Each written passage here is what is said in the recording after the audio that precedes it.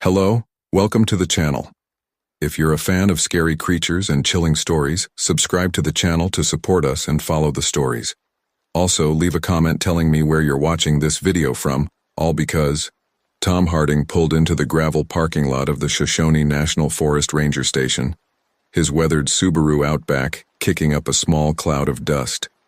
He sat for a moment, hands still on the steering wheel, and took a deep breath. The scent of pine and crisp mountain air filled his lungs, a stark contrast to the stale city atmosphere he'd left behind. "This is it," he muttered to himself, a hint of excitement in his voice. "Just you and the wilderness, Tom. No distractions, no responsibilities, just the way you like it." He stepped out of the car, stretching his arms above his head. The late afternoon sun cast long shadows across the lot, and a cool breeze rustled through the nearby trees. Tom walked to the back of his car and began unloading his gear, a large backpack, trekking poles, and a map case. As he shouldered his pack, a voice called out from the ranger station, "Heading out solo?" Tom turned to see a middle-aged man in a Forest Service uniform approaching. The ranger's weathered face spoke of years spent in the outdoors, and his eyes held a mix of friendliness and concern. "That's right," Tom replied with a nod. "Planning a week-long trek through the backcountry." The ranger's eyebrows rose slightly. "That's quite an ambitious trip for a solo hiker. You've got experience, I hope." Tom chuckled, patting the side of his pack. "Been doing this for over a decade now. Got all the gear I need and then some." "Good to hear," the ranger said, though his expression remained serious. "Just make sure you've filed a trip plan and have your emergency beacon. The Shoshone can be unpredictable, especially this time of year." "All taken care of," Tom assured him, pulling out his smartphone. "Got my route logged and shared with my sister. She'll raise the alarm if she doesn't hear from me in a week." The ranger nodded, seemingly satisfied. "All right then. Enjoy your hike and remember, respect the wilderness, and it'll respect you back." With a final wave, Tom set off down the trailhead. The path started off wide and well-maintained, gradually narrowing as it wound its way into the dense forest. The late afternoon sun filtered through the canopy, creating a dappled pattern on the forest floor. As he hiked, Tom felt the tension of the past few months slowly melting away. The rhythmic crunch of his boots on the trail and the gentle swaying of the pines in the breeze formed a soothing melody. This was why he came out here, to escape the noise and chaos of the world and find peace in solitude. After a couple of hours of steady hiking, Tom began to look for a suitable campsite. The sun was sinking lower on the horizon, painting the sky in vibrant oranges and pinks. He found a small clearing just off the main trail, sheltered by a stand of towering pines. "Home sweet home," Tom said to himself as he shrugged off his pack. He made quick work of setting up his tent, the familiar routine as comforting as it was efficient. Once the tent was secure, he gathered some fallen branches and started a small campfire. As darkness fell, Tom sat by the fire, heating up a pouch of dehydrated camping food. The flames cast flickering shadows across the clearing, and the forest around him came alive with the sounds of nocturnal creatures stirring. "Nothing beats this," he said softly, spooning the reconstituted stew into his mouth. The food was hardly gourmet, but out here, with the stars beginning to peek through the canopy above, it tasted better than any five-star restaurant meal. After finishing his dinner and cleaning up, Tom crawled into his tent. He zipped up his sleeping bag and lay back, listening to the gentle symphony of the forest at night.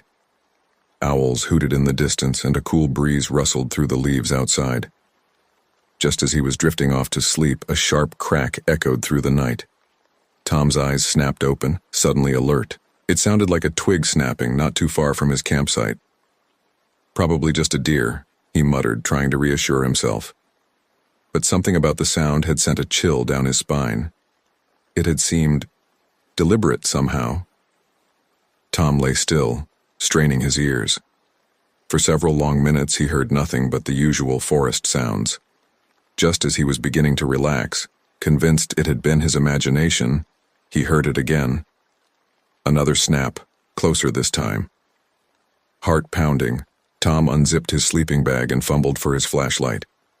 He hesitated for a moment, then slowly unzipped the tent flap. Cool night air rushed in as he poked his head out, sweeping the beam of his flashlight across the campsite.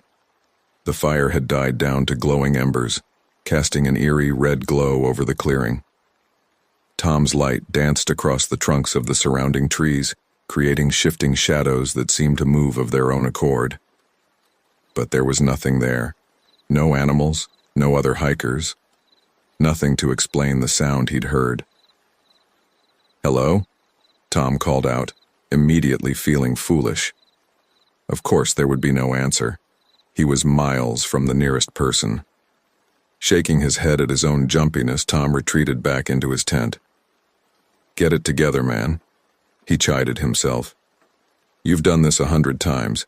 It's just the forest playing tricks on you." He zipped up the tent and settled back into his sleeping bag.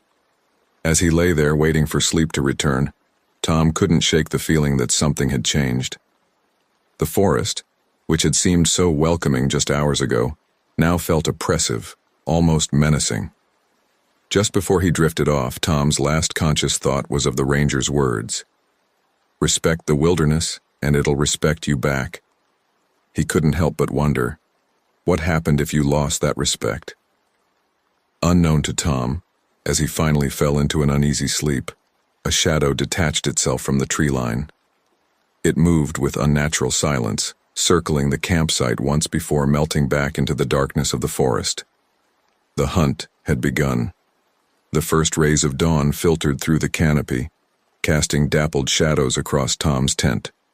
He stirred, blinking away the remnants of unsettling dreams. For a moment, he lay still, listening to the forest come alive around him. The eerie atmosphere of the previous night seemed to have dissipated with the morning light. "Just nerves," Tom muttered to himself as he unzipped his sleeping bag. "First night jitters, nothing more." He emerged from his tent, stretching his arms wide and inhaling deeply. The crisp mountain air filled his lungs, invigorating him. Tom set about his morning routine with practiced efficiency, breaking down his campsite, preparing a quick breakfast of instant oatmeal, and consulting his map for the day's route. As he shouldered his pack and set off down the trail, Tom felt his spirits lift. The forest was alive with birdsong and the gentle rustling of leaves in the breeze. Shafts of sunlight pierced through gaps in the canopy, illuminating the path ahead. "This is more like it," he said aloud, his voice carrying a note of relief. "This is why I come out here." The morning passed pleasantly as Tom made good progress along the trail. He paused occasionally to take in the breathtaking vistas of the Shoshone National Forest, sweeping valleys, distant snow-capped peaks, and crystal-clear mountain streams. It was just past noon when Tom rounded a bend in the trail and came face to face with one of the most peculiar rock formations he'd ever seen. A cluster of towering stones stood before him, their surfaces smooth and almost polished, as if shaped by some ancient, unknown force. They formed a rough circle, with a narrow passage leading into the center.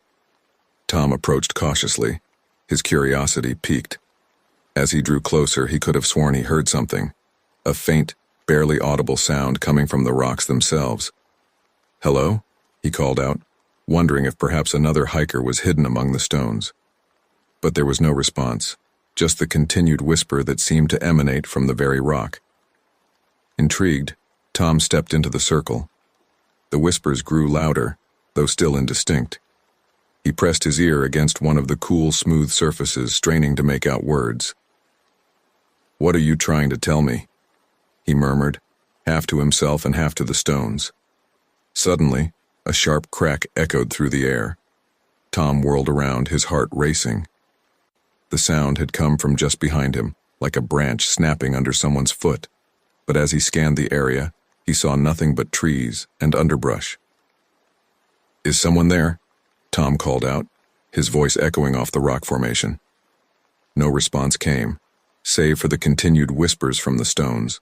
An uneasy feeling settled in the pit of Tom's stomach. He backed out of the circle, keeping his eyes on the surrounding forest. As soon as he stepped beyond the perimeter of the stones, the whispering ceased abruptly. Tom stood there for a long moment, torn between his rational mind which insisted there must be a logical explanation and a growing sense of unease that whispered of things beyond his understanding. "Get a grip, Harding," he said aloud, forcing a chuckle.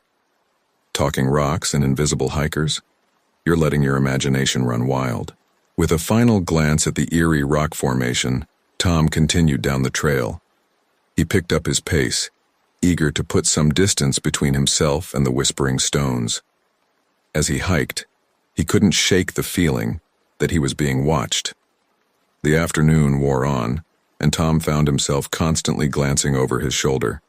More than once he thought he heard the snap of branches behind him, but each time he turned to look, he saw nothing out of the ordinary.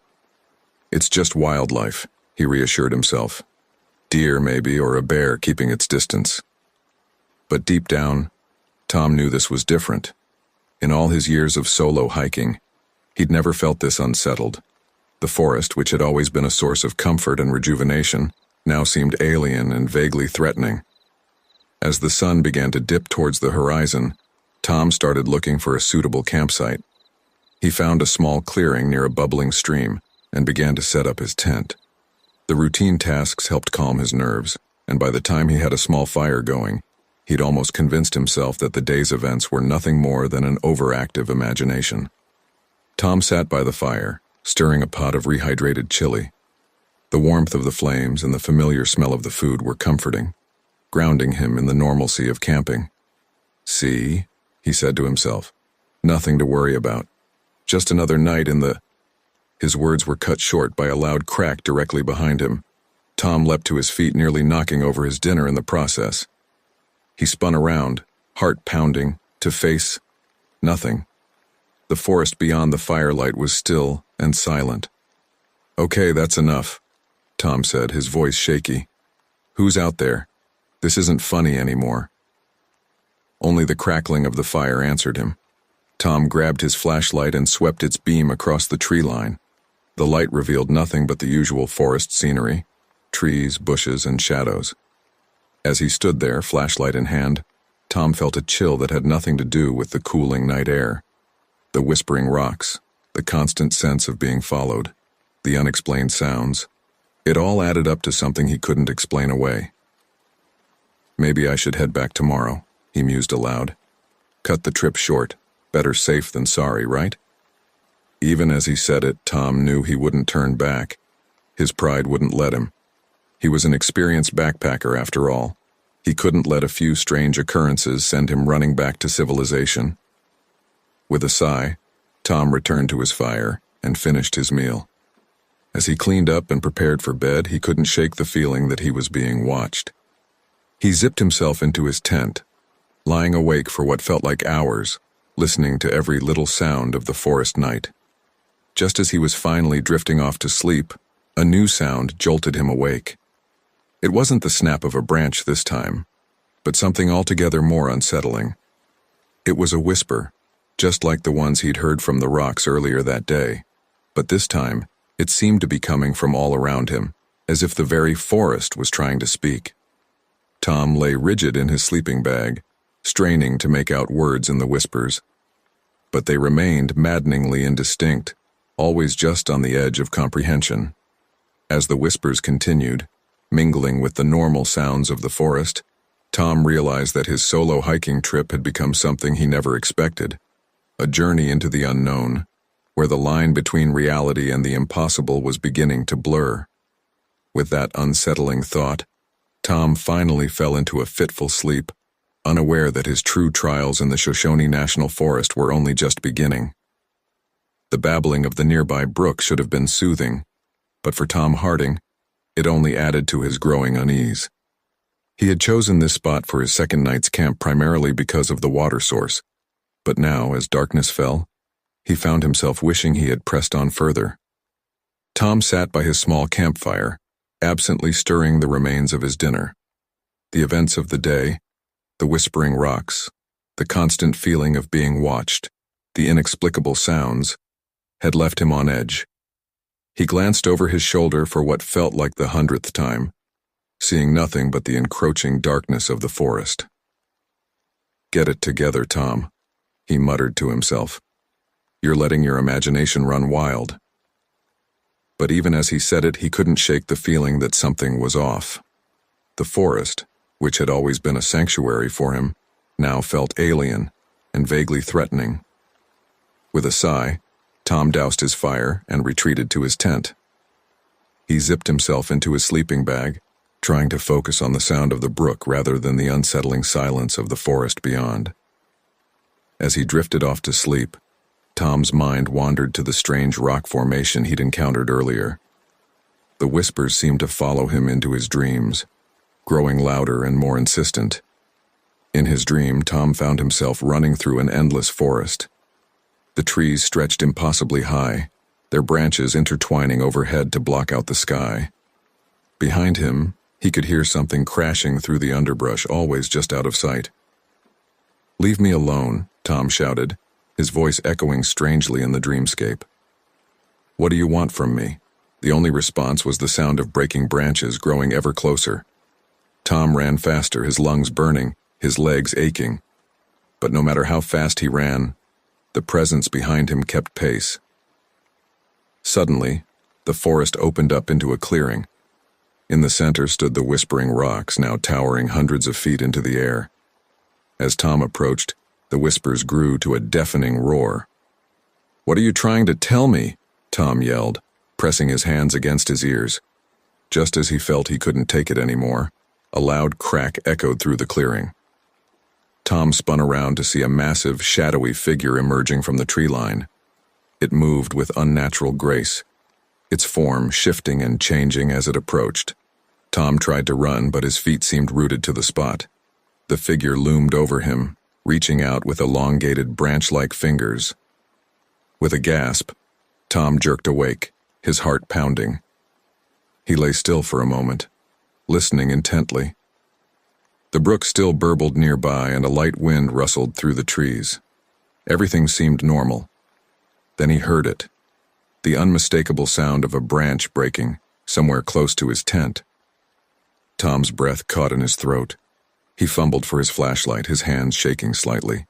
Taking a deep breath, he unzipped his tent and poked his head out. The beam of his flashlight cut through the darkness, revealing nothing but trees and underbrush. Tom swept the light back and forth, searching for any sign of movement. "Is anyone there?" he called out, his voice sounding small in the vast darkness of the forest. No response came, save for another snap of a branch, this time from a different direction. Tom climbed out of his tent, flashlight held high. "This isn't funny," he said, trying to keep the tremor out of his voice. "If someone's out there, show yourself." As if in response, a cool mist began to form around the campsite. It crept in from all directions, swirling around Tom's ankles and obscuring the forest beyond. Tom turned in a slow circle, his flashlight barely penetrating the thickening fog. The mist seemed to dampen all sound, creating an eerie silence broken only by Tom's rapid breathing. "What the hell is going on?" Tom whispered, more to himself than to anyone who might be listening. As he stood there, surrounded by the unnatural mist, Tom felt a presence. It wasn't something he could see or hear, but rather a feeling deep in his gut that he was not alone. The hairs on the back of his neck stood up, and a chill ran down his spine that had nothing to do with the cool night air. Tom backed up slowly towards his tent, never taking his eyes off the swirling mist. His mind raced, trying to come up with a rational explanation for what was happening. But all his years of outdoor experience had not prepared him for this. Just as he reached his tent, a figure seemed to coalesce in the mist. It was vaguely humanoid, but too tall and too thin to be a person. Its edges were indistinct, blending with the fog around it. Tom's flashlight flickered and went out, plunging him into darkness. He fumbled with the switch, his hands shaking violently now. When the beam finally sputtered back to life, the figure was gone. "This can't be real," Tom said, his voice barely above a whisper. "This can't be happening."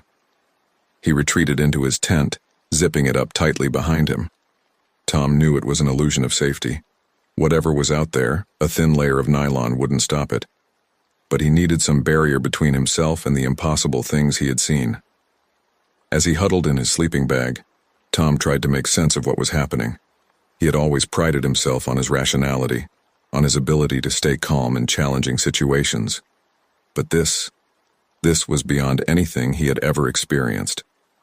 The mist continued to swirl outside his tent, occasionally taking on shapes that his mind refused to process. The whispers he had heard at the rock formation returned, seeming to come from everywhere and nowhere at once.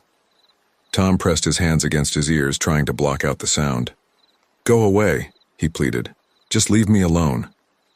But the whispers persisted, growing louder and more insistent. They seemed to be trying to tell him something, but the words remained just beyond his understanding. As the night wore on, Tom drifted in and out of a fitful sleep, plagued by nightmares of endless forests and shadowy pursuers. Each time he woke, the mist was still there, as was the unsettling sense of a presence just outside his tent. By the time dawn finally broke, Tom was exhausted and on edge. The mist receded with the growing light, leaving no trace of its presence. The forest looked normal in the early morning sun, birds chirping and small animals rustling in the underbrush. But Tom knew that something had fundamentally changed. The Shoshone National Forest, once a place of solace and adventure, had become something else entirely. As he packed up his camp with shaking hands, Tom realized that he was no longer on a simple hiking trip. He was on a journey into the unknown, where the lines between reality and nightmare were blurring. And deep down, Tom knew that turning back was no longer an option. Whatever was happening in this forest, he was now a part of it. With one last look at his campsite, Tom shouldered his pack and set off down the trail. The breaking branches, the whispering rocks, the mysterious mist, they were all pieces of a puzzle he didn't understand.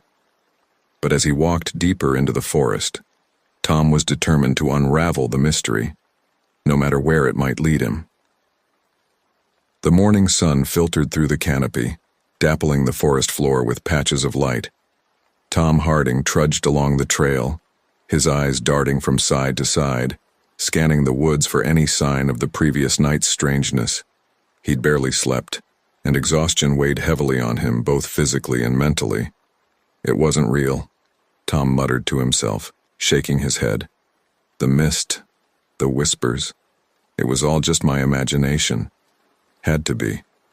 But even as he said it, Tom knew he was lying to himself. The events of the past 2 days were too vivid, too consistent to be mere hallucinations. Something was happening in these woods, something he couldn't explain. As he rounded a bend in the trail, Tom froze. There, on a massive pine tree to his right, were 3 long, deep gashes in the bark. They were far too high to have been made by any normal forest animal. "What the hell?" Tom whispered, approaching the tree cautiously. He ran his fingers along the gouges. They were fresh, the wood still damp with sap. Whatever had made these marks was large, powerful, and potentially nearby. Tom's heart raced as he scanned the surrounding forest. The wood seemed peaceful enough in the morning light, but he couldn't shake the feeling of being watched. It was as if the entire forest was holding its breath, waiting for something to happen. "Hello?" Tom called out, immediately regretting it. His voice sounded small and afraid in the vast silence of the forest. No response came, save for the rustling of leaves in the light breeze. Tom took a deep breath, trying to calm his nerves. He was an experienced backpacker, he reminded himself. He'd encountered bears and mountain lions before. This was probably just a large predator marking its territory. But as Tom continued down the trail, he couldn't shake the nagging feeling that these claw marks were something else entirely, something that didn't belong in any natural forest. As the day wore on, Tom noticed more signs of the strange presence. More trees bore the same distinctive claw marks. In one clearing, he found a perfect circle of flattened grass, as if something massive had sat there recently. And always, there was that feeling of being watched. "You're just being paranoid," Tom said aloud, hoping the sound of his own voice would comfort him. "There's a perfectly logical explanation for all of this." Just then, a twig snapped behind him. Tom whirled around, his heart pounding, but as before there was nothing there. nothing he could see at least. "Okay, that's it," Tom said, his voice shaking slightly. "I know you're out there. Whatever you are, just show yourself." Silence was his only answer. Tom stood there for a long moment, straining his ears for any sound out of the ordinary. But there was nothing. No breaking branches, no whispers, just the normal sounds of the forest. With a frustrated sigh, Tom pulled out his phone. He'd promised his sister he'd check in every day and maybe talking to another human being would help calm his nerves. But as he tried to pull up his contacts, Tom realized something was wrong. The screen was glitching, strange symbols flashing across it before it went dark. "Come on, not now," Tom muttered, frantically pressing buttons. The phone remained stubbornly unresponsive. A chill ran down Tom's spine as he realized the implications. Not only was he unable to contact anyone, but he couldn't even use his phone to record what was happening. If something happened to him out here, there would be no evidence of the strange occurrences he'd witnessed. Tom put the useless phone away and pulled out his compass instead. At least that was something reliable, something that didn't depend on technology. But as he looked down at it, his blood ran cold. The needle was spinning wildly as if caught in some powerful magnetic field. "This isn't possible," Tom said, shaking the compass. But no matter what he did, the needle continued its frantic dance. Tom slumped against a nearby tree, suddenly feeling very small and very alone. The forest, which had always been a place of comfort for him, now felt alien and hostile. Every shadow seemed to hide a potential threat, every rustle of leaves a harbinger of something unnatural. "What do you want from me?" Tom shouted, his voice echoing through the trees. "Why are you doing this?" As if in response, a gust of wind swept through the forest. It carried with it a whisper, just on the edge of hearing. Tom strained to make out words, but they remained frustratingly indistinct. The wind died down as quickly as it had come, leaving Tom with more questions than answers. He stood there for a long moment, torn between his growing fear and his stubborn determination to understand what was happening. Finally, with a deep breath, Tom pushed himself away from the tree and continued down the trail. He didn't know what was waiting for him deeper in the forest, but he knew he couldn't turn back now. Whatever was happening here, he was a part of it now. As the day wore on, Tom's sense of unease grew. The claw marks became more frequent, and twice more he heard the sound of breaking branches behind him. Each time he turned, there was nothing there, but the feeling of being watched intensified. By late afternoon, Tom was exhausted, both physically and mentally. He decided to make camp early, choosing a small clearing near a babbling stream. As he set up his tent, he couldn't shake the feeling that he was being herded, guided to this specific location by whatever force was at work in the forest. "You're losing it, Harding," Tom muttered to himself as he gathered firewood. "Next thing you know, you'll be talking to the trees." But even as he joked, Tom knew that something fundamental had changed. The rational, logical part of his mind was at war with what he had experienced over the past few days. He couldn't explain what was happening, but he could no longer deny that something extraordinary was occurring in these woods. As night fell, Tom sat by his small campfire, staring into the flames. The events of the day swirled in his mind: the claw marks, the malfunctioning electronics, the constant sense of being followed. It all added up to something he couldn't quite grasp, a mystery that both terrified and fascinated him. "What are you?" Tom asked softly, his words carried away by the night breeze. "What do you want from me?" As if in answer, a mist began to form around the edges of his campsite. It crept in slowly, tendrils of fog reaching out like searching fingers. Tom watched, transfixed, as the mist thickened, obscuring the forest beyond. And there, just at the edge of the firelight, a shadow seemed to move. It was tall, far taller than any human, with a form that seemed to shift and change as Tom watched. For a brief moment, he thought he saw eyes gleaming in the darkness, ancient, knowing eyes that held secrets beyond his comprehension. Tom blinked, and the figure was gone. But the mist remained, swirling around his campsite, a silent reminder that he was no longer alone in these woods. As he retreated to his tent, Tom knew that sleep would not come easily tonight. Whatever journey he had embarked upon, it was far from over. The forest had more secrets to reveal, and Tom was both eager and terrified to uncover them. The rising sun painted the sky in hues of pink and gold, but Tom Harding barely noticed the beauty. He had spent most of the night tossing and turning, his sleep plagued by vivid nightmares of shadowy figures and whispering trees. As he broke camp, his movements were mechanical, his mind elsewhere. Just one more day, Tom muttered to himself as he shouldered his pack. One more day, and then I'll head back to civilization. But even as he said it, Tom knew it was a lie. Whatever was happening in these woods, he was part of it now. Turning back no longer felt like an option. The trail wound deeper into the heart of the Shoshone National Forest. As Tom hiked, he couldn't shake the feeling that the path was changing, subtly guiding him in a specific direction. Twice he consulted his map, only to find that his surroundings didn't quite match what was depicted. It was just past noon when Tom stumbled upon the clearing. He pushed through a dense thicket of undergrowth and suddenly found himself in a wide circular space. In the center stood a cabin. Tom blinked, certain he must be hallucinating. The cabin looked old, its wooden walls weathered and gray. A small porch sagged in front and the windows were dark, reflecting the surrounding trees like black mirrors.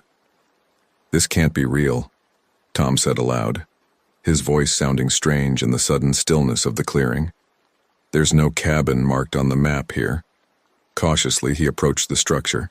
The grass around the cabin was overgrown, suggesting it had been abandoned for some time. Yet there was something about it that seemed alive, as if the cabin itself was watching him. Tom climbed the creaky steps to the porch, his hand hesitating over the doorknob. Every instinct told him to turn back, to leave this place, and never return. But his curiosity, the need to understand what was happening in this forest, won out. The door opened with a groan of rusty hinges. Tom peered into the gloom of the cabin's interior, letting his eyes adjust to the darkness. "Hello?" he called out, more out of habit than any expectation of a response. "Is anyone here?" Silence answered him. Tom stepped inside, the floorboards creaking under his weight. The cabin consisted of a single room, sparsely furnished with an old bed, a table, and a few chairs. A layer of dust covered everything, disturbed only by Tom's footprints. As he moved further into the room, something on the table caught Tom's eye. It was a leather-bound journal, its cover worn and cracked with age. With trembling hands, Tom picked it up and opened it to the first page. The handwriting was cramped and hurried, as if the writer had been in a state of agitation. Tom began to read aloud, his voice barely above a whisper. "May 15th, 1978. I've been in these woods for 3 days now, and I know something is following me. I hear branches breaking behind me, but when I turn, there's nothing there. The forest is alive in ways I can't explain. God help me, I think it's trying to communicate." Tom's blood ran cold. The words could have been describing his own experiences over the past few days. He flipped through more pages, his eyes widening as he read accounts of whispering rocks, strange mists, and shadowy figures glimpsed at the edge of firelight. "This is impossible," Tom muttered, his mind reeling. How could someone 40 years ago have experienced the exact same things? As he reached the final entry, dated 2 weeks after the first, Tom's hands began to shake. "I can't take it anymore. The whispers are constant now. The forest wants something from me, but I don't understand what. I'm leaving this journal here in hopes that someone will find it and understand. If you're reading this, get out while you still can. The forest doesn't let go of what it claims." Tom closed the journal with a snap, his heart pounding. He looked around the cabin with new eyes, suddenly aware of the oppressive silence. It felt as if the very walls were listening, waiting. Just then, a loud crack echoed through the clearing. Tom whirled around to face the open door, half expecting to see some monstrous figure looming there. But there was nothing. just the empty porch and the trees beyond. Tom took a step towards the exit, the journal clutched tightly to his chest. But before he could reach the door, it slammed shut with a bang that shook the entire cabin. "No!" Tom shouted, lunging for the doorknob. But it wouldn't budge, no matter how hard he pulled. Panic rising in his throat, Tom ran to one of the windows. He could see the clearing outside, peaceful and sun-dappled. But when he tried to open the window, he found it sealed shut, as if it had been painted over decades ago. "This isn't happening," Tom said, his voice cracking. "This can't be real." He pounded on the window, shouting for help. But his cries seemed to be swallowed up by the unnatural silence that had fallen over the cabin. As Tom turned back to the room, desperately searching for another way out, he noticed something that made his blood run cold. The dust on the floor, which had been disturbed by his footprints when he entered, was now smooth and undisturbed. It was as if he had never entered the cabin at all. A sound behind him made Tom spin around. There, where moments ago there had been a solid wall, now stood an open doorway. Beyond it, he could see a dark tunnel stretching into the earth. Tom backed away, his mind struggling to process what he was seeing. "No," he whispered. "No, this isn't possible." But even as he said it, he knew he had no choice. Whatever force was at work in this forest, it had led him here for a reason, and now it was offering him a path forward, or perhaps downward. With shaking hands, Tom pulled out his flashlight. He took a deep breath, trying to steady his nerves. "Okay," he said, his voice sounding small in the oppressive silence of the cabin. "Okay, I'll play your game, but I want answers." As if in response, a cool breeze wafted from the tunnel, carrying with it the faint sound of whispers. They were clearer now, almost but not quite comprehensible. Tom cast one last look at the cabin behind him, at the normal world he was about to leave behind. Then, with the journal tucked under one arm and his flashlight held high, he stepped into the tunnel. The moment he crossed the threshold, the doorway behind him vanished, leaving only smooth earth. Tom was committed now, with no way back. As he began his descent into the unknown depths beneath the forest, Tom couldn't shake the feeling that he was walking into the mouth of something ancient and vast. Whatever secrets the Shoshone National Forest held, he was about to uncover them. For better or for worse, his journey into the heart of the mystery had truly begun. The beam of Tom's flashlight flickered weakly against the oppressive darkness of the tunnel. He had been walking for what felt like hours, the passageway sloping gently downward into the earth. The walls were smooth, almost polished, unlike any natural cave formation he had ever seen. "Where does this lead?" Tom muttered to himself, his voice echoing strangely in the confined space. The journal he had found in the cabin was clutched tightly to his chest, a tangible link to the bizarre events that had led him here. Just as Tom was beginning to wonder if the tunnel would ever end, he saw a glimmer of light ahead. Hope surged through him as he quickened his pace. The passage widened, opening into a vast underground cavern. What Tom saw there made him stop dead in his tracks. The cavern was illuminated by an eerie, phosphorescent glow emanating from strange fungi clinging to the walls. But it wasn't the light that caught Tom's attention. It was the camp set up in the center of the cavern. 4 tents were arranged in a circle around a smoldering campfire. Backpacks and camping gear were scattered about, as if the occupants had just stepped away for a moment. Tom approached cautiously, his senses on high alert. "Hello?" he called out, his voice echoing off the cavern walls. "Is anyone here?" No response came. Tom moved closer to the campsite, examining the gear. Everything looked new and well-maintained. This was no long-abandoned setup. These campers had been here recently. As Tom circled the camp, he noticed something odd about the tents. Despite being underground, they were covered in a light dusting of what looked like pine needles. He reached out to touch one of the tents, and his hand came away sticky with fresh sap. "What the hell?" Tom whispered, wiping his hand on his pants. "How is this possible?" A rustling sound from one of the tents made Tom jump. He spun around, his heart pounding. "Hello? Is someone in there? Slowly, cautiously, Tom approached the tent. He reached for the zipper, his hand trembling slightly. With a deep breath, he opened the tent flap. The interior of the tent was empty, save for a sleeping bag and a few personal items. But as Tom's eyes adjusted to the dimness, he noticed something scrawled on the tent wall. Words, written in what looked disturbingly like dried blood. "The forest speaks. Listen or be lost." Tom stumbled backward, his mind reeling. He turned to flee, only to find himself face to face with a young woman. She seemed to have appeared out of nowhere, her sudden presence making Tom yelp in surprise. Who are you?"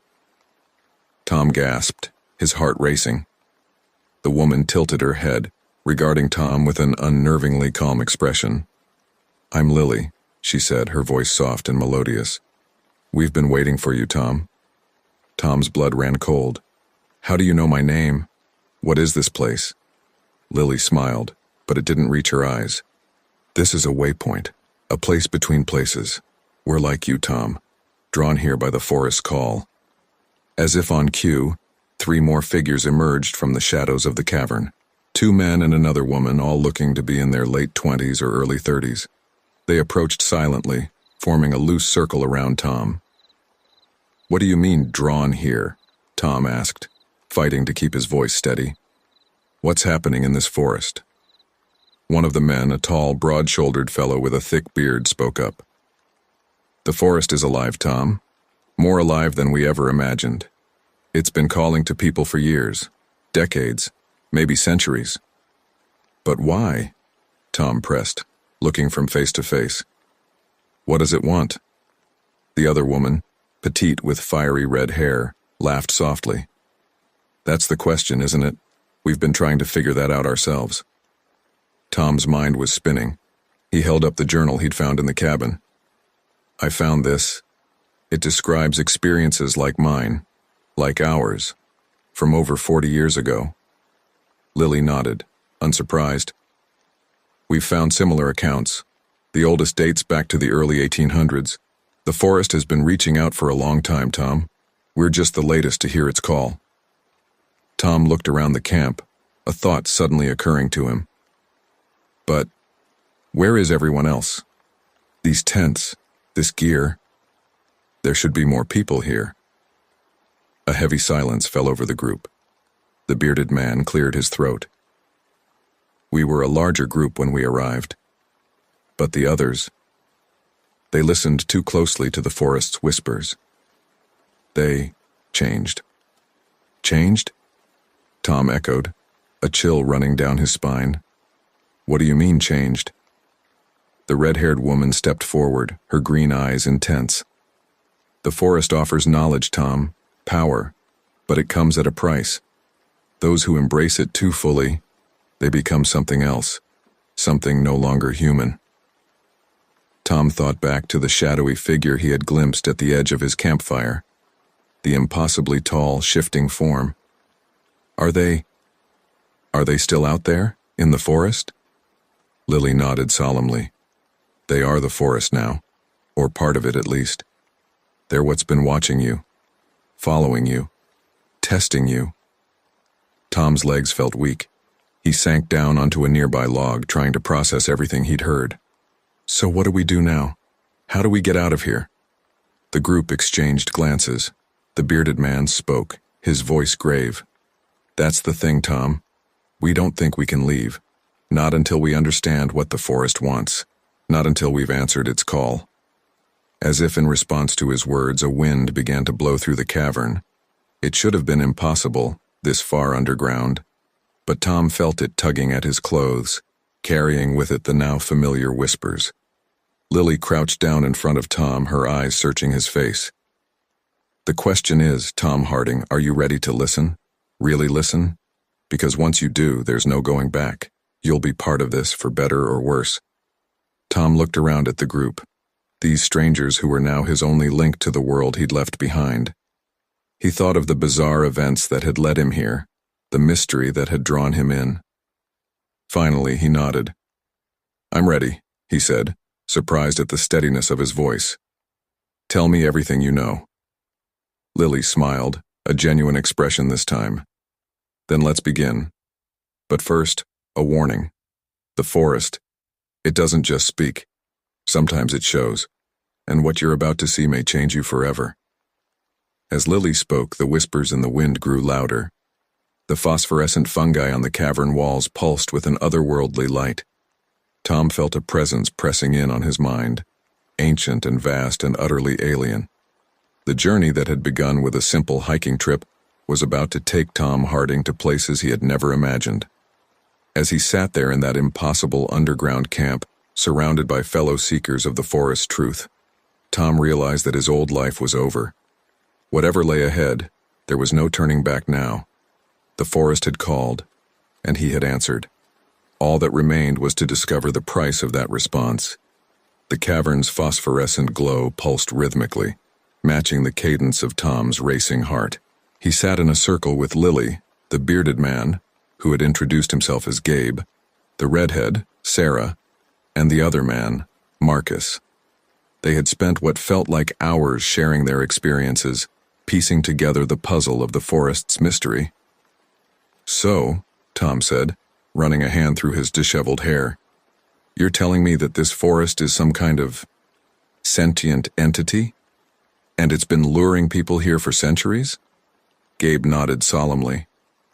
"As far as we can tell, yes. But its purpose, that's still unclear." A gust of wind swept through the cavern, carrying with it the now familiar whispers. Tom shivered, not entirely from the cold. "We should move," Lily said suddenly, her eyes darting to the cavern's entrance. "It's not safe to stay in one place for too long." As if on cue, a distant rumble echoed through the passageway they had entered from. The ground beneath them trembled slightly. "What was that?"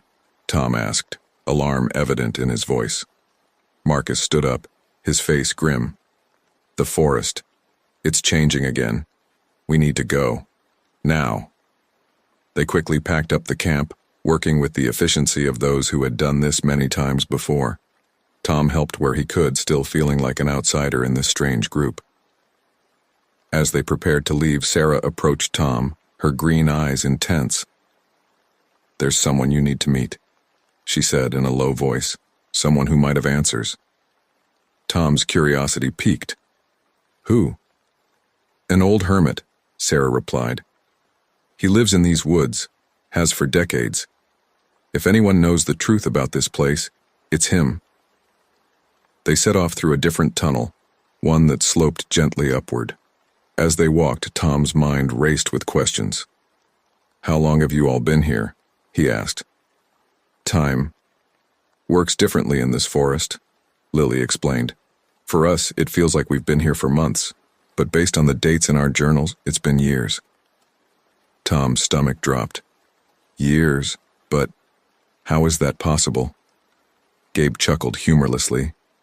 "In this place, anything's possible." After what seemed like hours of walking, they emerged from the tunnel into the forest proper. Tom blinked in the sudden sunlight, his eyes taking a moment to adjust. The trees around them seemed different, older somehow, more aware. "This way," Sarah said, taking the lead. "The hermit's cabin isn't far." They trekked through the dense undergrowth, the forest unnaturally quiet around them. No birds sang, no insects buzzed, only the sound of breaking branches behind them, always just out of sight. Finally, they came to a small clearing. In the center stood a ramshackle cabin, its wood weathered and gray. Smoke curled from a crooked chimney. "Hello," Lily called out. "We've brought someone to see you." For a long moment, there was no response. Then, the cabin's door creaked open and a figure emerged. The hermit was ancient, his face a maze of wrinkles, his white beard reaching almost to his waist. But his eyes were sharp and alert, a startling blue that seemed to pierce right through Tom. "So," the old man said, his voice surprisingly strong, "another one has answered the call." Tom stepped forward, drawn by an inexplicable force. "Sir, I need to understand what's happening here." The hermit regarded Tom for a long moment, then nodded. Come inside, boy. The rest of you keep watch. The forest is restless today. Tom followed the old man into the cabin, ducking to avoid the low door frame. The interior was cluttered but cozy, filled with books, strange artifacts, and jars of unidentifiable substances. Sit, the hermit commanded, gesturing to a rickety chair. Tom obeyed, watching as the old man settled into a rocking chair opposite him. You have questions, the hermit stated. It wasn't a query. Tom nodded. What is this place? Why is the forest alive?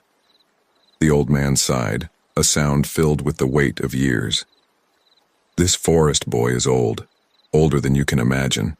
It was here long before humans walked the earth, and it'll be here long after we're gone. But why is it calling people here? Tom pressed. The hermit's blue eyes seemed to look right through Tom. The forest is evolving, changing. It needs human consciousness to complete its transformation. Tom's brow furrowed. Transformation into what? Something beyond our comprehension, the hermit replied. A new form of life, perhaps, or maybe a gateway to somewhere else. A chill ran down Tom's spine. And the people who've been changed? The ones who became part of the forest? The old man's face darkened. They're the lucky ones, in a way. They've transcended their humanity, become one with something greater. But the price? He trailed off, shaking his head. What price? Tom asked, dreading the answer. Their individuality, their very essence, the hermit said softly. They're part of the forest now, but they're no longer themselves. Just echoes of who they once were. Tom sat back, his mind reeling. So what can we do? How do we stop this? The hermit laughed, a harsh barking sound. Stop it? Boy, you might as well try to stop the tide. This has been in motion for millennia. The best you can hope for is to survive it. But there must be something, Tom began, but was cut off by a commotion outside. Gabe burst through the door, his face pale. We've got company, he panted. The changed ones. They've found us. Tom jumped to his feet, but the hermit remained seated, eerily calm. It's time then, the old man said, more to himself than to Tom. Time for what? Tom asked, panic rising in his throat. The hermit fixed Tom with those piercing blue eyes. Time for you to make a choice, boy. The forest is calling. Will you answer? Or will you run? Before Tom could respond, a horrifying screech split the air. It was unlike anything Tom had ever heard. Part human, part animal, and part something else entirely. Go, the hermit said, waving Tom towards the door. Your friends need you. Remember, the forest speaks in many ways. Listen carefully, or be lost forever. Tom hesitated for a moment, 1,000 questions on the tip of his tongue. But another screech, closer this time, spurred him into action. He rushed out of the cabin into the chaos beyond. The clearing was a scene of nightmare. Shadowy figures darted between the trees, their forms constantly shifting and changing. Tom's new companions were fighting them off with makeshift weapons, their faces masks of determination and fear. As Tom stood there, frozen in shock and indecision, one of the creatures turned towards him. For a brief moment, its face solidified into something almost human. Its eyes filled with an alien intelligence locked onto Tom's. And in that moment, Tom understood. The forest wasn't just calling. It was challenging, testing, seeking those who could withstand its transformation and emerge, changed, but not lost. The creature lunged at Tom, its form rippling like smoke. Time seemed to slow. Tom could hear the hermit's voice in his head, mixing with the ever-present whispers of the forest. Listen carefully, the voices said in unison, or be lost forever. As the creature's otherworldly claws reached for him, Tom made his choice. He opened his mind to the forest's call, bracing himself for whatever came next. The transformation had begun, and there was no turning back now. The world around Tom Harding exploded into chaos. As the shadowy creature's claws reached for him, he felt a surge of energy course through his body. It was as if the very essence of the forest had entered him, filling every cell with an otherworldly power. "Tom, duck!" Lily's voice cut through the mayhem. Without thinking, Tom dropped to the ground. A branch whistled over his head, striking the creature that had been about to grab him. The shadowy form dissipated like smoke, only to reform a few feet away. Tom scrambled to his feet, his mind reeling from the influx of sensations. The forest around him seemed more alive than ever, each tree pulsing with an inner light that only he could see. "What's happening to me?" he gasped, staring at his hands. They looked normal, but he could feel the power thrumming beneath his skin. Gabe appeared at his side, wielding a makeshift spear. "No time to explain, we need to move, now." The group fought their way through the clearing, fending off the relentless attacks of the shadow creatures. Tom found himself moving with a speed and agility he'd never possessed before, instinctively dodging and weaving through the chaos. As they reached the edge of the clearing, Tom cast one last glance back at the hermit's cabin. The old man stood in the doorway, watching the scene unfold with an unreadable expression. Their eyes met for a brief moment, and Tom felt a jolt of understanding pass between them. Then they were plunging into the dense undergrowth, leaving the clearing and its nightmarish inhabitants behind. They ran for what felt like hours, the forest blurring around them. Tom's newfound energy seemed limitless, propelling him forward even as his mind struggled to process what was happening. Finally, they emerged into another clearing. This one was dominated by a massive ancient oak tree. Its trunk was wider than any tree Tom had ever seen, its branches reaching up to scrape the sky. "We'll be safe here for a while at least," Sarah panted, leaning against the oak's massive trunk. Tom looked around at his companions. They all wore expressions of exhaustion and relief, but there was something else too, a wary curiosity as they regarded him. "Okay," Tom said, trying to catch his breath. "I think it's time for some answers. What the hell just happened back there?" Marcus stepped forward, his face grave. "You've begun the change, Tom. The forest, it's accepted you." "Accepted me?" Tom echoed. "What does that mean?" Lily approached, her eyes searching Tom's face. "It means you're becoming like us. Like them. Eventually, if we can't find a way to stop it." Tom's mind flashed back to the shadowy creatures, their ever-shifting forms. "No," he said, shaking his head. "No, I won't let that happen." "It may not be up to you," Gabe said softly. "The forest has its own agenda." As if in response to his words, a wind swept through the clearing. The branches of the great oak creaked and groaned, and Tom could have sworn he heard whispers in the rustling leaves. Suddenly, a sharp pain lanced through Tom's head. He cried out, falling to his knees. Images flashed before his eyes. The forest, as it was millennia ago, teeming with life forms he couldn't comprehend. The first humans to enter this sacred space. The slow, inexorable change that had been set in motion. Tom, can you hear me?" Lily's voice seemed to come from far away. The visions faded, leaving Tom gasping on the ground. He looked up to see his companions gathered around him, their faces masks of concern. I saw..." Tom struggled to find the words. "The forest. Its history. Its purpose." Sarah helped him to his feet. "What did you see, Tom? What is the forest trying to do?" Tom shook his head, trying to make sense of the jumble of images and emotions. "It's not trying to destroy us. It's evolving, and it needs us to do it." "But why?" Marcus pressed. "Why does it need human consciousness?" Before Tom could answer, a low rumble shook the ground. The group turned to see the massive oak's trunk beginning to split open, revealing a dark cavity within. "It's showing us the way," Lily whispered, her eyes wide. Tom felt a pull towards the opening, an irresistible urge to step into the darkness. "We have to go in," he said, his voice sounding strange to his own ears. "The answers we need are in there." Gabe grabbed his arm. "Tom, think about this. We don't know what's in there. It could be a trap, Tom turned to face the group, suddenly aware of the responsibility that had been placed on him. "I know it's asking a lot," he said. "But I think this is why we're here. Why the forest called us. We need to see this through." There was a moment of tense silence as the others exchanged glances. Finally, Sarah stepped forward. "I'm with Tom," she said.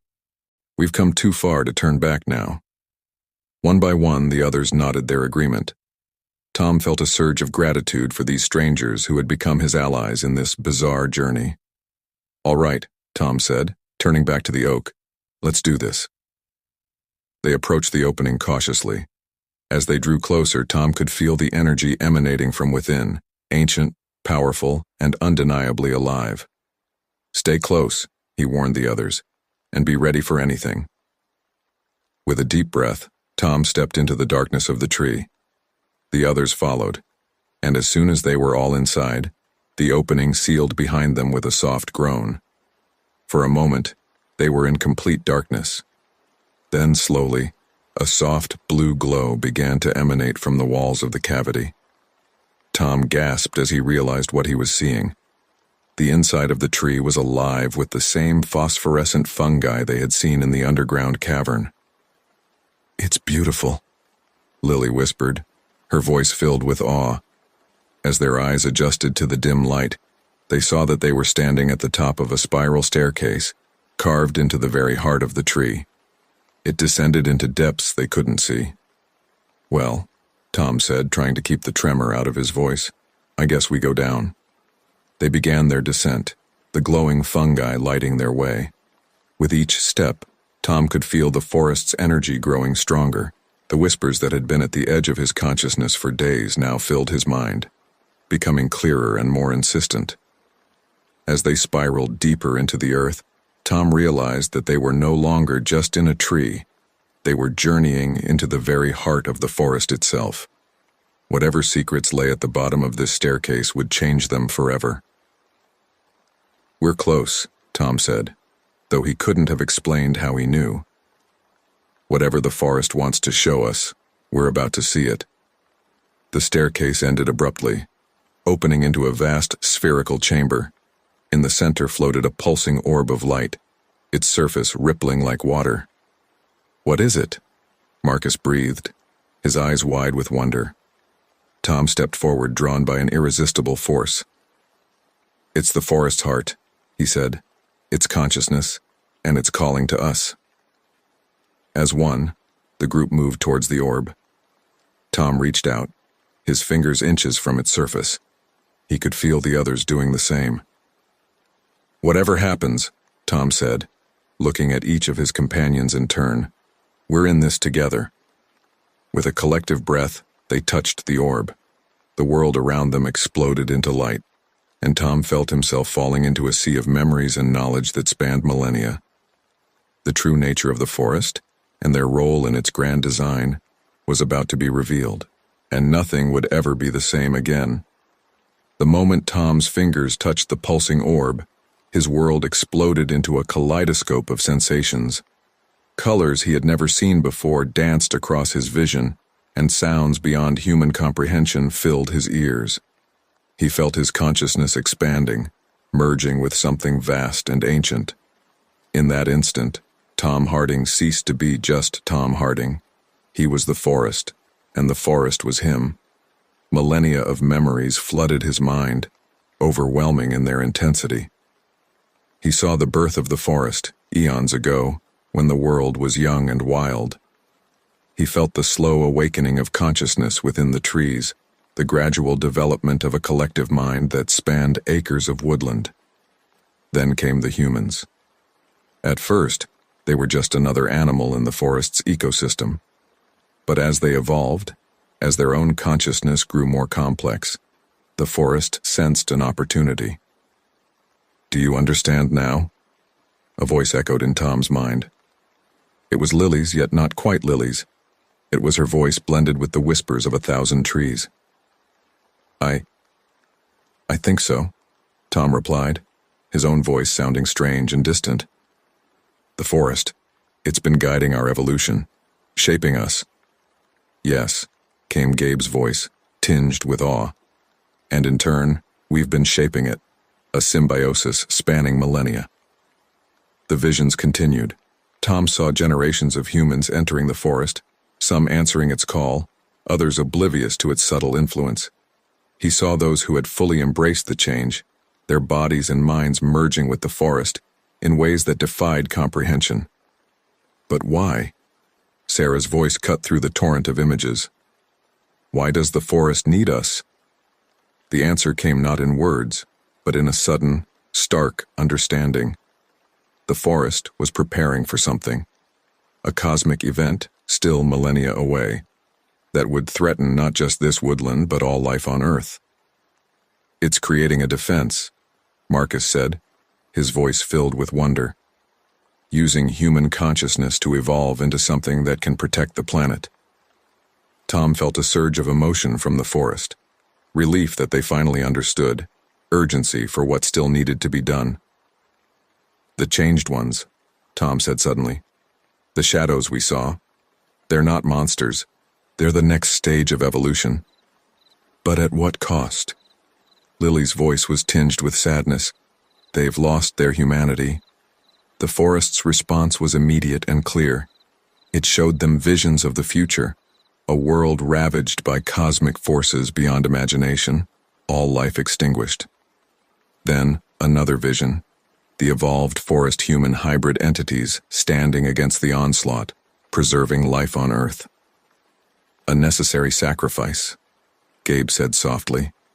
As the visions faded, Tom felt himself being gently pushed back into his own body. The others were coming back to themselves as well, their eyes wide with the knowledge they now possessed. They stood in a circle around the glowing orb, which pulsed with a softer light now. Tom looked at his companions, seeing them with new eyes. They were no longer just people. He could see the potential in them, the seedlings of what they could become. So, Tom said, breaking the silence, what do we do now? Lily stepped forward, her eyes shimmering with an inner light. We have a choice to make. We can try to leave, to go back to our old lives knowing what we know now. Or we can stay, Sarah finished. Become part of this grand plan. Marcus ran a hand through his hair, his expression troubled.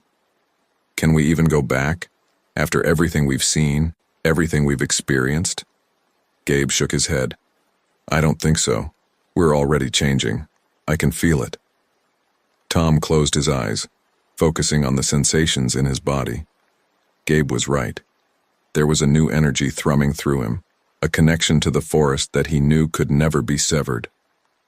I think, Tom said slowly, that we're past the point of no return. The question isn't whether we'll change, but how we'll direct that change. The others nodded, understanding dawning on their faces. So what's our next move? Sarah asked. As if in response, the ground beneath them began to shift. The walls of the chamber seemed to melt away, revealing a vast network of roots and fungal strands stretching out in all directions. The mycelium network, Lily breathed. The forest's communication system. Tom felt a gentle nudge in his mind, a suggestion from the forest. We need to spread out, he said. Connect with different parts of the forest, become its eyes and ears. And its voice, Gabe added. We need to call others, those who are ready to hear the forest's message. Marcus looked uncertain. Are we sure that's the right thing to do? We'd be changing people's lives forever. We'd be giving them a chance to be part of something greater, Sarah countered, to help save the world. Tom held up his hands. We don't have to decide everything right now. We've been given this knowledge for a reason. I think we're meant to be guides, to help others understand and adapt to the change like the hermit did for us. Lily nodded, a small smile on her face. That feels right. We can be the bridge between humanity and the forest. As they spoke, Tom felt the chamber changing around them. Passages were opening up, leading off in different directions. I think it's time for us to go our separate ways, Tom said, a twinge of sadness in his voice. At least for now, the others nodded, understanding the necessity of this next step. How will we find each other again? Sarah asked. Gabe smiled, tapping his temple. We're part of the network now. We'll always be connected. They embraced each other, these strangers who had become family through their shared experience. As they prepared to set off down their individual paths, Tom felt a swell of emotion, fear, excitement, and a deep sense of purpose. Remember, he said, looking at each of them in turn, we're not just ourselves anymore. We carry the hopes of an entire ecosystem with us. Whatever happens, whatever we become, let's not lose sight of why we're doing this. With final nods of agreement, they each chose a passage and began to walk. Tom paused at the entrance to his chosen path, looking back at the glowing orb that had changed everything. Thank you, he whispered. To the forest, to the universe, to whatever force had brought him to this point. As he stepped into the passage, Tom felt the forest's consciousness brush against his mind one last time. It wasn't just gratitude he felt from it, but also a warning. The path ahead would be challenging, filled with trials and sacrifices, but it was also humanity's best hope for survival. With a deep breath, Tom Harding walked into the unknown, ready to face whatever lay ahead. The forest had called, and he had answered. Now it was time to become the change he was meant to be. The passage Tom had chosen wound its way through the heart of the forest, sometimes narrowing to a tight squeeze, other times opening into vast caverns filled with bioluminescent fungi. As he walked, Tom felt the changes within him accelerating. His senses sharpened, allowing him to perceive the intricate web of life surrounding him in ways he never thought possible. After what felt like hours, or perhaps days, time seemed to flow differently here. Tom emerged into a moonlit clearing. At its center stood a circle of ancient standing stones, their surfaces covered in glowing, vine-like patterns that pulsed with an inner light. As Tom approached the circle, he sensed movement in the shadows between the trees. Figures began to emerge, people, yet not quite people. Their forms seemed to shift and flow, sometimes appearing human, other times blending with the forest around them. One of the figures stepped forward, its features resolving into those of an elderly woman. Her skin was bark-like, her hair a tangle of leaves and twigs. When she spoke, her voice was like wind through branches. "Welcome, Tom Harding. We've been expecting you." Tom swallowed hard, fighting the urge to run. What are you?" The woman smiled, an expression both warm and alien. "We are the Guardians, those who came before, who answered the forest's call and embraced the change fully." Another figure moved forward, this one appearing as a young man with eyes like pools of green fire. "You stand at a crossroads, Tom. The forest has shown you its purpose, but the final choice must be yours." Tom looked around at the assembled Guardians, then back at the stone circle. "What choice? I thought I'd already decided to help the forest." The elderly woman shook her head. "Knowing is not the same as becoming. You've taken the first steps, but to truly join us, to become a guardian, requires a deeper commitment." "A sacrifice," the young man added, his voice solemn. Tom felt a chill run down his spine. "What kind of sacrifice?" The Guardians parted, revealing a stone altar at the center of the circle. Upon it lay a body, human, but in the process of transforming. Roots and vines grew from its skin, its flesh slowly merging with the forest floor. "The final step requires the surrender of your old self," the elderly woman explained. "Your human form, your individual consciousness, all must be given to the forest." Tom stumbled back, his mind reeling. "But I'll die." The young man with the fiery eyes stepped forward. "Not die, transform. Your consciousness will join with the forest's. Your body will become one with the earth. You will be reborn as something greater." Tom shook his head, panic rising in his throat. "No, this isn't what I wanted. There has to be another way." As if in response to his distress, the forest around him came alive. The trees swayed, their branches reaching for him. The ground beneath his feet pulsed with energy, and in his mind, he heard the voices of his companions, Lily, Gabe, Sarah, and Marcus. Tom, Lily's voice echoed in his head. Don't be afraid. We've all faced this choice. It's not an ending, Gabe added, his mental voice strong and reassuring. It's a beginning. Tom closed his eyes, trying to center himself amidst the chaos of emotions and sensations. But what about our plan? To be guides for others. Sarah's laugh rang clear in his mind. And what better way to guide them than as one with the forest itself? The choice is yours, Tom, Marcus said softly. But remember why we're doing this. The future of all life on Earth depends on it. Tom opened his eyes, looking at the Guardians with new understanding. If I do this, if I surrender myself, what happens next? The elderly woman gestured to the stone circle. You will become a guardian, a protector of the forest and all it represents. You will help prepare the Earth for the challenges to come, guide others through their transformation, and stand against the cosmic threat when it arrives. And my friends? Tom asked, his voice barely a whisper. They are undergoing their own transformations, the young man replied. You will be reunited in consciousness, if not in form. Tom took a deep breath, steeling himself for what was to come.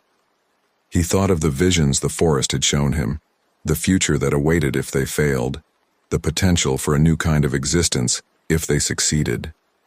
He thought of the hermit, of the shadowy figures that had chased them, understanding now that they were all part of this grand cosmic plan. All right, Tom said, his voice steadier than he felt. I'm ready. The Guardians moved as one, forming a circle around the altar. Tom walked forward on shaky legs, his heart pounding in his chest. As he approached the altar, the body upon it seemed to dissolve, sinking into the stone and leaving space for him. Tom climbed onto the altar, lying back on the cool stone. The elderly woman and the young man stood at his head, their forms shifting and blending with the forest around them. Close your eyes, Tom Harding, the woman said softly. Let go of your fear, your doubt, your attachment to what you once were. Open yourself to the forest, to the earth, to the universe itself. Tom did as he was told, closing his eyes and taking a deep breath. He felt the stone beneath him start to soften, tendrils of moss and roots reaching up to embrace him. The voices of the forest, once a whisper, now rose to a crescendo in his mind. We begin the ritual of rebirth, the young man intoned, his voice seeming to come from everywhere at once. From flesh to forest, from single mind to cosmic consciousness. Let the transformation be complete. Tom felt a surge of energy course through him, more powerful than anything he had experienced before. His body seemed to be dissolving, merging with the altar, with the earth beneath. But rather than fear, he felt an overwhelming sense of peace and connection. As his consciousness expanded, Tom caught glimpses of his friends undergoing similar transformations in different parts of the forest. He felt the presence of every tree, every plant, every microorganism in the vast woodland. And beyond that, he sensed the planet itself, a living, breathing entity of which they were all a part. With his last moments of individual awareness, Tom Harding smiled. He had found his purpose, his place in the grand design of the universe. As his human self faded away, a new consciousness emerged, vast, ancient, and ready to face the challenges that lay ahead. The ritual of rebirth was complete. Where once stood a man, now grew a new guardian, its form a perfect blend of human and forest. And deep within its consciousness, the essence of Tom Harding lived on, forever part of something greater than he had ever imagined. As the moon set and a new day dawned, the forest stirred with renewed purpose. The transformation had begun, and with it hope for the future of all life on Earth. The forest pulsed with newfound energy, its consciousness expanded by the recent transformations. Within this vast network of interconnected life, the essence that was once Tom Harding stirred. Though he had surrendered his individual form, his awareness remained, spread throughout the woodland like dew on countless leaves. As the forest's newest guardian, Tom's perception had expanded beyond anything he could have imagined as a human. He could feel the ebb and flow of life within every tree, every blade of grass. But amidst this symphony of nature, something discordant caught his attention. A void in the forest's awareness, a place where its roots and tendrils could not reach. Curious, Tom focused his consciousness on this anomaly. As he did, fragmented memories from his human life surfaced. Whispers of secret government projects, conspiracy theories about hidden facilities in national parks. Could it be? Tom reached out with his new senses, probing the edges of this blank spot in the forest's awareness. He encountered something hard and unyielding, metal and concrete, buried deep within the earth. "Lily," Tom called out with his mind, reaching for the familiar consciousness of his friend and fellow guardian. "Are you sensing this?" Lily's response came as a ripple through the forest's awareness. "Yes, I feel it too. A place hidden from the forest's touch. What do you think it is?" "I'm not sure," Tom replied, "but I think we need to investigate. This could be a threat to the forest and its plans." Tom felt agreement from Lily and the other transformed members of their group. As guardians, they had the ability to manifest physical forms when needed, drawing on the forest's energy to create bodies that were part plant, part human, and wholly otherworldly. With a thought, Tom coalesced into a humanoid shape, his skin bark-like, his hair a tangle of leaves and vines. He found himself standing at the edge of a small clearing, the blank spot in the forest's awareness directly beneath his feet. One by one, his companions materialized around him. Lily, Gabe, Sarah, and Marcus, each a unique blend of human and forest. Gabe, his form muscular and tree-like, spoke first. "I can feel machinery beneath us, some kind of underground complex." Sarah, her hair flowing like red moss, nodded. "There are humans down there. I can sense their minds, but they're shielded somehow. I can't read them clearly." "We need to find a way in," Marcus said, his eyes glowing with bioluminescent light. "Whatever's down there, it's not part of the forest's plan. It could be dangerous." Tom closed his eyes, extending his senses into the earth. "There," he said after a moment, pointing to a spot several yards away. An entrance, hidden beneath the underbrush. The group moved as one, their feet barely touching the ground. They found a metal hatch, cunningly disguised to blend in with the forest floor. With their enhanced strength, they easily lifted it, revealing a dark shaft leading down into the earth. "Be careful," Tom warned as they descended. "We don't know what we're dealing with here." The shaft led them into a sterile, white corridor that branched off in several directions. The stark artificiality of the place was jarring after their deep communion with nature.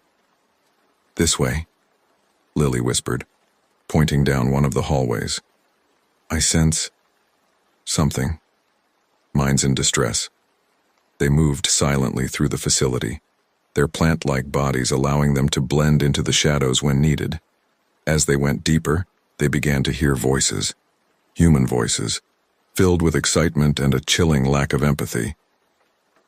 "The latest batch of subjects is showing promising results," a man's voice echoed from a nearby room. "The forest's influence is strong, but our countermeasures are holding." Tom exchanged a worried glance with his companions. They crept closer to the source of the voice, peering through a large observation window into a laboratory. What they saw made them recoil in horror. The room was filled with transparent chambers, each containing a human in various stages of transformation. But unlike the natural, harmonious change they had undergone, these transformations seemed forced, painful, and grotesque.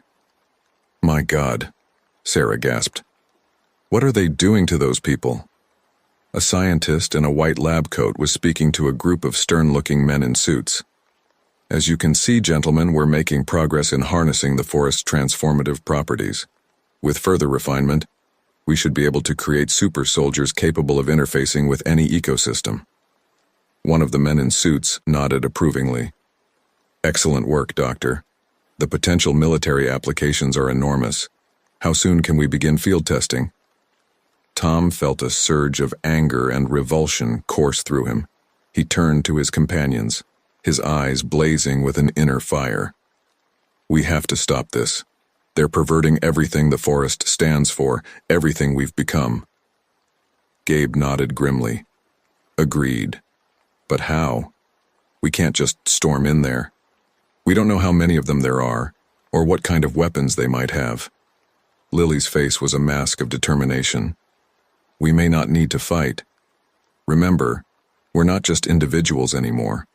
We're part of something much larger. Understanding dawned on Tom's face. The forest. If we can break whatever shielding they're using. Marcus caught on to the idea. We could call for help. Bring the full power of the forest down on this place. It's risky, Sarah cautioned. We don't know what kind of damage that could do to the humans here, even the ones they're experimenting on. Tom closed his eyes, reaching out to the vast consciousness of the forest. He felt its anger at the violation happening within this hidden facility, but also its compassion for all life, even those who sought to exploit it.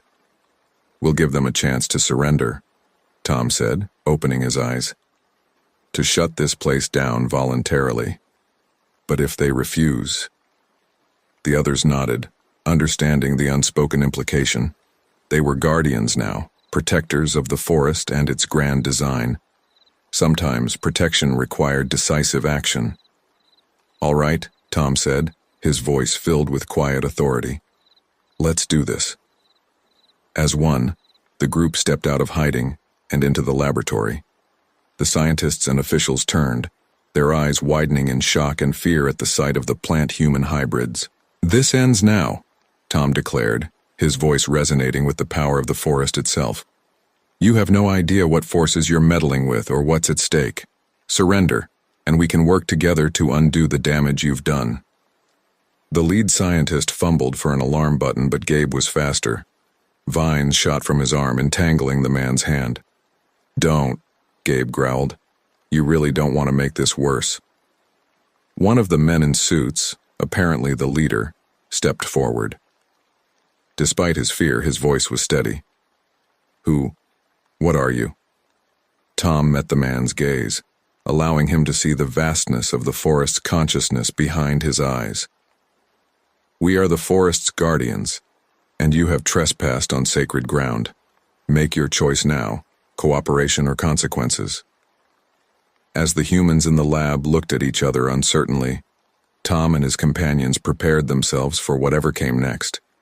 They had discovered a threat to the forest's plans, and now they had to neutralize it, one way or another. The fate of this hidden facility, and perhaps the future of human-forest relations, hung in the balance. Tom Harding stumbled through the dense underbrush, his mind reeling from the events of the past few days.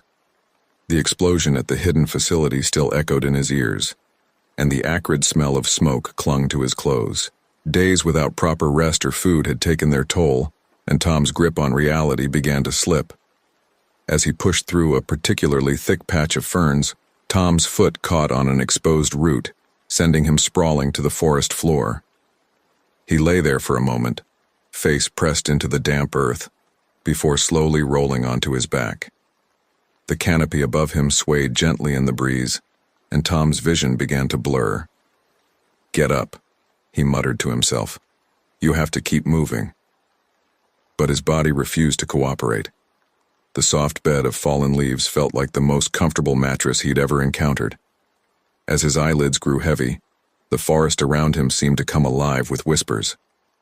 Tom's eyes snapped open, darting from tree to tree. Who's there? He called out, his voice hoarse and barely above a whisper. The rustling of leaves intensified, and Tom could have sworn he saw the trees shifting, their branches reaching out towards him. He scrambled to his feet, heart pounding in his chest. You're losing it, Harding, he said, rubbing his eyes vigorously. Trees don't move. Trees don't talk. Are you so sure about that? A deep, resonant voice replied. Tom spun around, searching for the source of the voice. His eyes fell upon an ancient oak tree, its gnarled trunk twisted into what looked eerily like a face. He blinked hard, certain his mind was playing tricks on him. "Over here, Tom." The tree spoke again, its bark shifting to form a mouth. "Don't be afraid. We've been waiting for you." Tom stumbled backward, his back pressing against another tree. "This isn't real," he muttered. "I'm hallucinating. It's the lack of sleep, the stress, maybe something I ate." The oak tree's branches swayed, despite the lack of wind. "Oh, I can assure you, Tom Harding, this is very real. You've been chosen, and it's time you understood why." A wave of dizziness washed over Tom, and he slid down the trunk of the tree, coming to rest on the forest floor. Chosen? Chosen for what? And who are you? The oak's features softened, taking on an almost grandfatherly appearance. "I am the voice of this forest, Tom. I am every tree, every leaf, every root that stretches beneath the earth.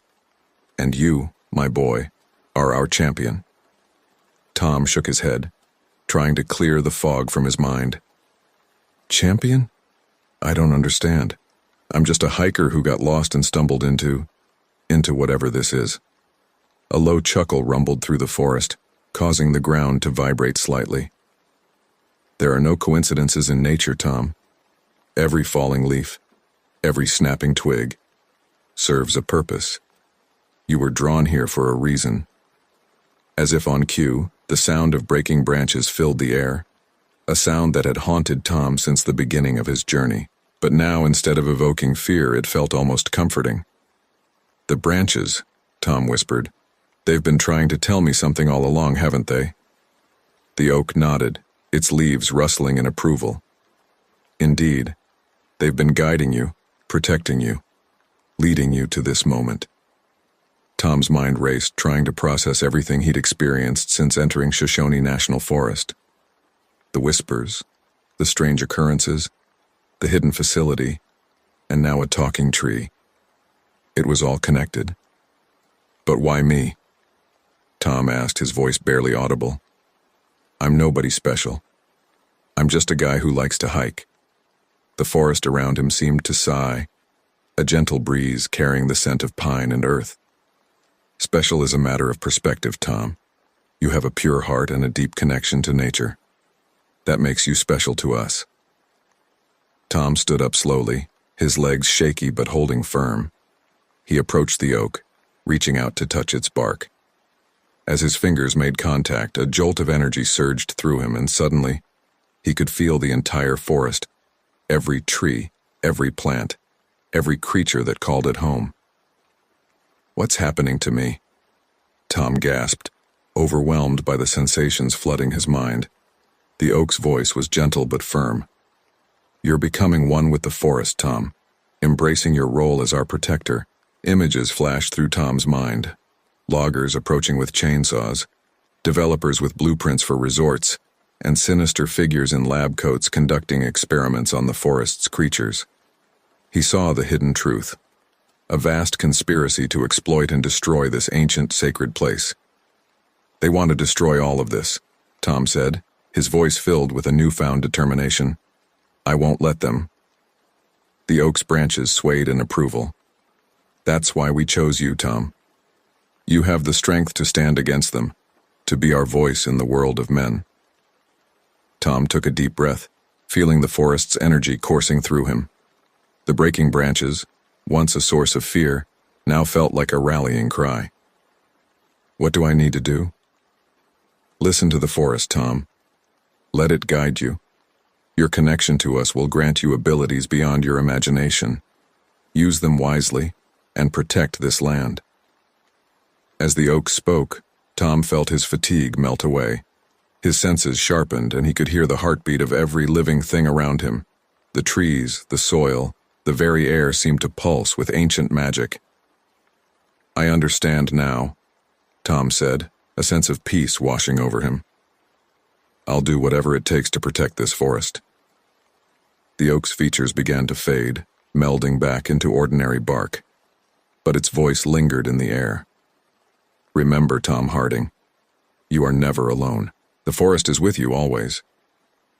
As the last echoes of the oak's voice faded away, Tom stood tall, his eyes gleaming with newfound purpose. The breaking branches sounded again, but this time, Tom understood their message clearly. It was a call to action, a reminder of the battles to come. With a deep breath, Tom set off deeper into the forest, ready to embrace his destiny as the guardian of Shoshone. The trees whispered encouragement as he passed, and for the first time since his journey began, Tom felt truly at home. The forest had chosen its champion, and Tom Harding was ready to answer the call. Detective Sarah Chen stood at the edge of the pier, her eyes fixed on the choppy waters of San Francisco Bay. The morning fog was just beginning to lift, revealing the silhouette of Alcatraz Island in the distance. She took a deep breath, the salty air filling her lungs, steeling herself for what lay ahead. "You sure about this, Chen?" Detective Mike Rodriguez asked, coming to stand beside her. His usually jovial face was etched with concern. Sarah nodded, her jaw set with determination. "We've come too far to back down now, Mike. This might be our only chance to bring down the syndicate." For months they had been working undercover, infiltrating the notorious criminal organization that had San Francisco in its grip. Today was the day they would make their move, but the risks were higher than ever. "I just can't shake this feeling," Mike muttered, running a hand through his salt and pepper hair. "Something doesn't add up. Why would Alvarez suddenly agree to meet us here?" Sarah turned to face her partner, her dark eyes searching his. "You think it's a trap?" Before Mike could answer, the sound of tires on gravel made them both turn. A sleek black SUV pulled up at the far end of the pier, its windows tinted so dark they couldn't see inside. "Showtime," Sarah whispered, straightening her jacket and checking her concealed weapon. The rear door of the SUV opened, and a tall, impeccably dressed man stepped out. Victor Alvarez, the elusive leader of the syndicate, walked towards them with the confidence of a man who believed he owned the city. "Detective Chen, Detective Rodriguez," Alvarez greeted them, his accent a smooth blend of Spanish and American. "I must say I'm impressed. You've managed to fool my people for quite some time." Sarah's heart raced, but she kept her expression neutral. "It's over, Alvarez. We have enough evidence to put you away for life." Alvarez chuckled, the sound devoid of any real humor. "Oh, my dear, I'm afraid you've misunderstood the situation entirely." He snapped his fingers, and suddenly armed men emerged from behind shipping containers that lined the pier. Mike reached for his gun, but Sarah put a hand on his arm, stopping him. They were outnumbered and outgunned. "You see," Alvarez continued, "I've known about your little operation for weeks. But rather than shut it down, I decided to use it to my advantage." Sarah's mind raced, trying to understand what he meant. "What are you talking about?"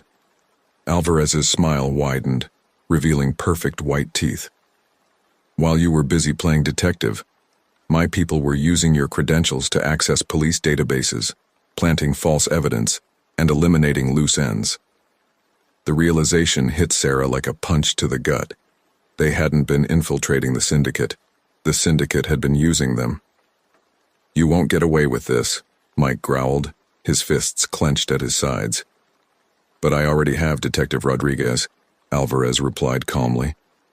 "At this very moment, your colleagues at the SFPD are uncovering evidence that you two have been working for me all along. Your careers, your reputations, everything you've worked for, it's all gone." Sarah felt the world spinning around her. How could they have been so blind? She thought back to all the seemingly lucky breaks they'd had during their investigation, the convenient leads that fell into their laps. It had all been too easy. "What now?" she asked, her voice barely above a whisper. Alvarez spread his hands in a gesture of mock generosity. "Now you have a choice. You can try to clear your names, but I assure you the evidence against you is overwhelming. Or..." He paused for effect. "You can embrace your new reality and join me for real this time." Mike spat on the ground. "Go to hell." But Sarah remained silent, her mind working furiously. There had to be a way out of this, some piece of evidence they could use to turn the tables. "I'll give you some time to think it over," Alvarez said, turning back towards his SUV. You have until sunset to decide. After that, well, he left the threat unspoken. As Alvarez and his men drove away, Sarah and Mike were left alone on the pier, the weight of their situation pressing down on them. "We need to call Captain Reyes," Mike said urgently. "Explain everything before—" "No," Sarah cut him off. "Think about it, Mike. If what Alvarez said is true, Reyes probably already thinks we're dirty. We can't trust anyone at the department right now."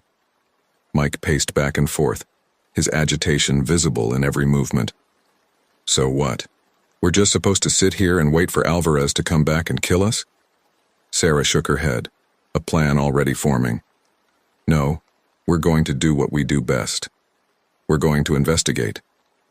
"Investigate what?" Mike asked, frustration evident in his voice.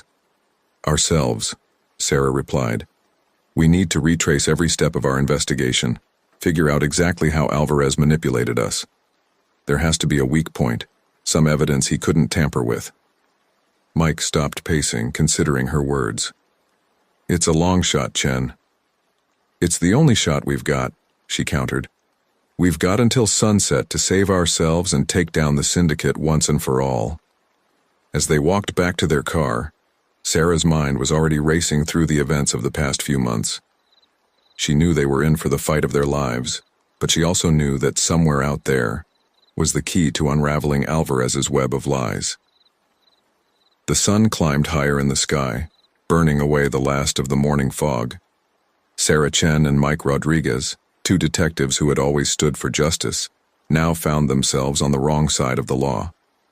But as they drove away from the pier, a fierce determination burned within them. They had until sunset to reclaim their lives and bring down one of the most dangerous criminal organizations the city had ever seen. The game was far from over. In fact, it had only just begun. Sarah Chen's fingers flew across the keyboard, her eyes darting between multiple screens in the dimly lit motel room. Beside her, Mike Rodriguez paced restlessly, occasionally peering out the grimy window at the nearly empty parking lot. "Anything?" Mike asked, his voice tight with tension. Sarah shook her head, frustration etched on her face. "Not yet. Alvarez was thorough. Every case file, every piece of evidence we collected, it's all been altered or deleted." They had been working non-stop since leaving the pier, using Sarah's hacking skills to access the SFPD's systems remotely. With each passing hour, the gravity of their situation became more apparent. Mike slumped into a chair, running a hand over his stubbled chin.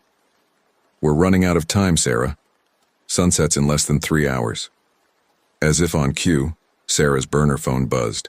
She snatched it up, her heart racing as she read the message.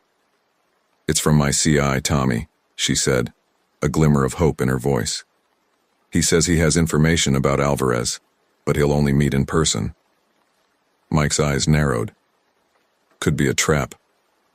Could be our only lead," Sarah countered. She stood up, grabbing her jacket. "I'll go. You stay here and keep digging." Mike shook his head vehemently. "No way I'm letting you go alone. We stick together, remember?" Sarah hesitated, then nodded. "All right. But we need to be careful. If Alvarez has eyes on Tommy, then we're walking into the lion's den," Mike finished grimly. 30 minutes later, they pulled into the parking lot of a rundown diner on the outskirts of the city. The neon open sign flickered erratically, casting an eerie glow in the fading daylight. "I don't like this, Chen," Mike muttered as they exited the car. "Too exposed." Sarah scanned the area, her hand instinctively moving towards her concealed weapon. "Let's just hear what Tommy has to say and get out." They entered the diner, the bell above the door announcing their arrival. A few patrons looked up briefly before returning to their meals. In a corner booth, a young man with a shock of red hair waved them over nervously. "Tommy," Sarah greeted as they slid into the booth. "What have you got for us?" Tommy's eyes darted around the diner before he leaned in close. "It's big, Detective Chen. Like, career-ending big. In case you haven't noticed, kid, our careers are already circling the drain. Mike growled. Spit it out. Tommy flinched at Mike's tone but continued. Okay, so you know how Alvarez always seemed to be one step ahead? Well, I found out why. He's got someone inside the department way up high. Sarah and Mike exchanged glances. We need a name, Tommy, Sarah pressed. Tommy took a deep breath. It's Captain Reyes. The words hit Sarah like a physical blow. Captain Elena Reyes had been her mentor, the one who had encouraged her to join the force in the first place. That's impossible, Mike said, voicing Sarah's thoughts. Reyes has been with the department for over 20 years. She's incorruptible. Tommy shook his head. Not incorruptible. Compromised. Alvarez has something on her. Something big enough to make her betray everything she stands for. Sarah's mind raced. If this was true, it explained so much. How Alvarez always seemed to know their moves, how evidence kept disappearing. We need proof, Tommy, Sarah said urgently. Anything concrete we can use against Reyes. Tommy reached into his jacket, pulling out a flash drive. This contains financial records linking Reyes to offshore accounts controlled by the syndicate. It's not much, but... The sound of shattering glass cut him off.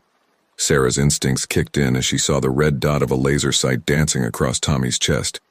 Get down, she yelled, grabbing Tommy and pulling him to the floor just as a shot rang out. The bullet whizzed overhead, embedding itself in the vinyl seat where Tommy had been sitting moments before. Chaos erupted in the diner. Patrons screamed and dove for cover as more shots peppered the building. Mike, cover me, Sarah shouted, army crawling towards the kitchen. Mike nodded, drawing his weapon and returning fire towards the unseen assailants outside. Sarah reached Tommy, who was curled up in a fetal position, his eyes wide with terror. Tommy, listen to me. I need that flash drive. With shaking hands, Tommy pressed the drive into Sarah's palm. I'm sorry, Detective, I never meant for this to happen. It's not your fault, Sarah assured him, pocketing the drive. Now, when I say go, you run for the kitchen. There's got to be a back exit. Another volley of gunfire shattered the remaining windows. Sarah waited for a lull, then shouted, Go! She provided covering fire as Tommy scrambled towards the kitchen, then followed close behind. They burst through the swinging doors to find a terrified staff huddled in the corner. Police! Sarah yelled, flashing her badge out of habit before remembering her current status. Is there a way out of here? A young waitress pointed trembling finger towards a door marked, Exit. Sarah ushered Tommy towards it, then turned back to the dining area. Mike, we're clear. Fall back. Moments later, Mike barreled through the kitchen doors, his gun smoking. We gotta move, Chen, they're closing in. The three of them burst out of the exit into a narrow alley. The sound of approaching sirens filled the air. This way, Sarah said, leading them towards the far end of the alley where their car was parked. As they ran, Tommy suddenly stumbled, crying out in pain. Sarah turned to see a spreading red stain on his shirt. He's hit, she called to Mike, who was bringing up the rear. Leave me, Tommy gasped, his face pale. I'll only slow you down. Sarah shook her head fiercely. Not a chance, kid. You risked your life for us. We're not leaving you behind. With Mike's help, they half-carried, half-dragged Tommy to the car. As they peeled out of the parking lot, Sarah caught a glimpse of black SUVs pulling up to the diner. We need a doctor, Mike said, applying pressure to Tommy's wound in the back seat. Sarah's mind raced. They couldn't go to a hospital, not with every cop in the city looking for them. Then, an idea struck her. I know someone, she said, making a sharp turn. An old friend from med school. If anyone can help us, it's her. As they sped through the darkening streets of San Francisco, Sarah glanced at the flash drive in her hand. They finally had a lead, a way to clear their names and bring down Alvarez. But with Tommy bleeding in the back seat and Alvarez's men in pursuit, she knew their problems were far from over. The sun dipped below the horizon, painting the sky in shades of orange and red. Alvarez's deadline had passed, and now they were truly on their own. With a silent prayer, Sarah pressed down on the accelerator, racing against time and towards an uncertain future. The car screeched to a halt in front of a modest townhouse in the quieter part of the Mission District. Sarah killed the engine and turned to Mike in the back seat, who was still applying pressure to Tommy's wound. "How's he doing?" she asked, her voice tight with worry. Mike shook his head grimly. "Not good. He's lost a lot of blood." Sarah took a deep breath, steeling herself. "Okay, wait here. I'll make sure it's safe." She approached the front door, her hand hovering near her concealed weapon.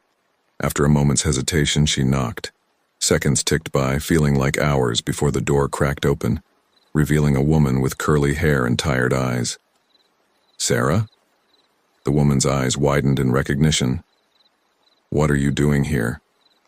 "Lydia, I need your help," Sarah said urgently. "It's an emergency." Lydia glanced over Sarah's shoulder, noticing the car with its engine still ticking as it cooled. "What's going on? Are you in some kind of trouble?" Sarah met her old friend's gaze. "Yes, and I wouldn't be here if I had any other choice. Please, Lydia. There's a man in that car who will die without your help." Lydia hesitated for a moment, then nodded. "Bring him in." Quickly, Sarah waved to Mike, who half-carried, half-dragged Tommy from the car.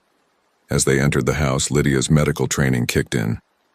"Get him on the dining table," she instructed, already moving to gather supplies. "Sarah, there's a first aid kit under the sink in the bathroom. Bring it here." For the next hour, the small townhouse became a makeshift emergency room. Lydia worked tirelessly to remove the bullet and stop the bleeding, while Sarah and Mike assisted as best they could.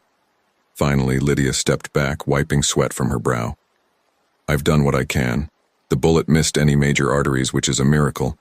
He'll need rest and antibiotics, but he should pull through." Sarah sagged with relief.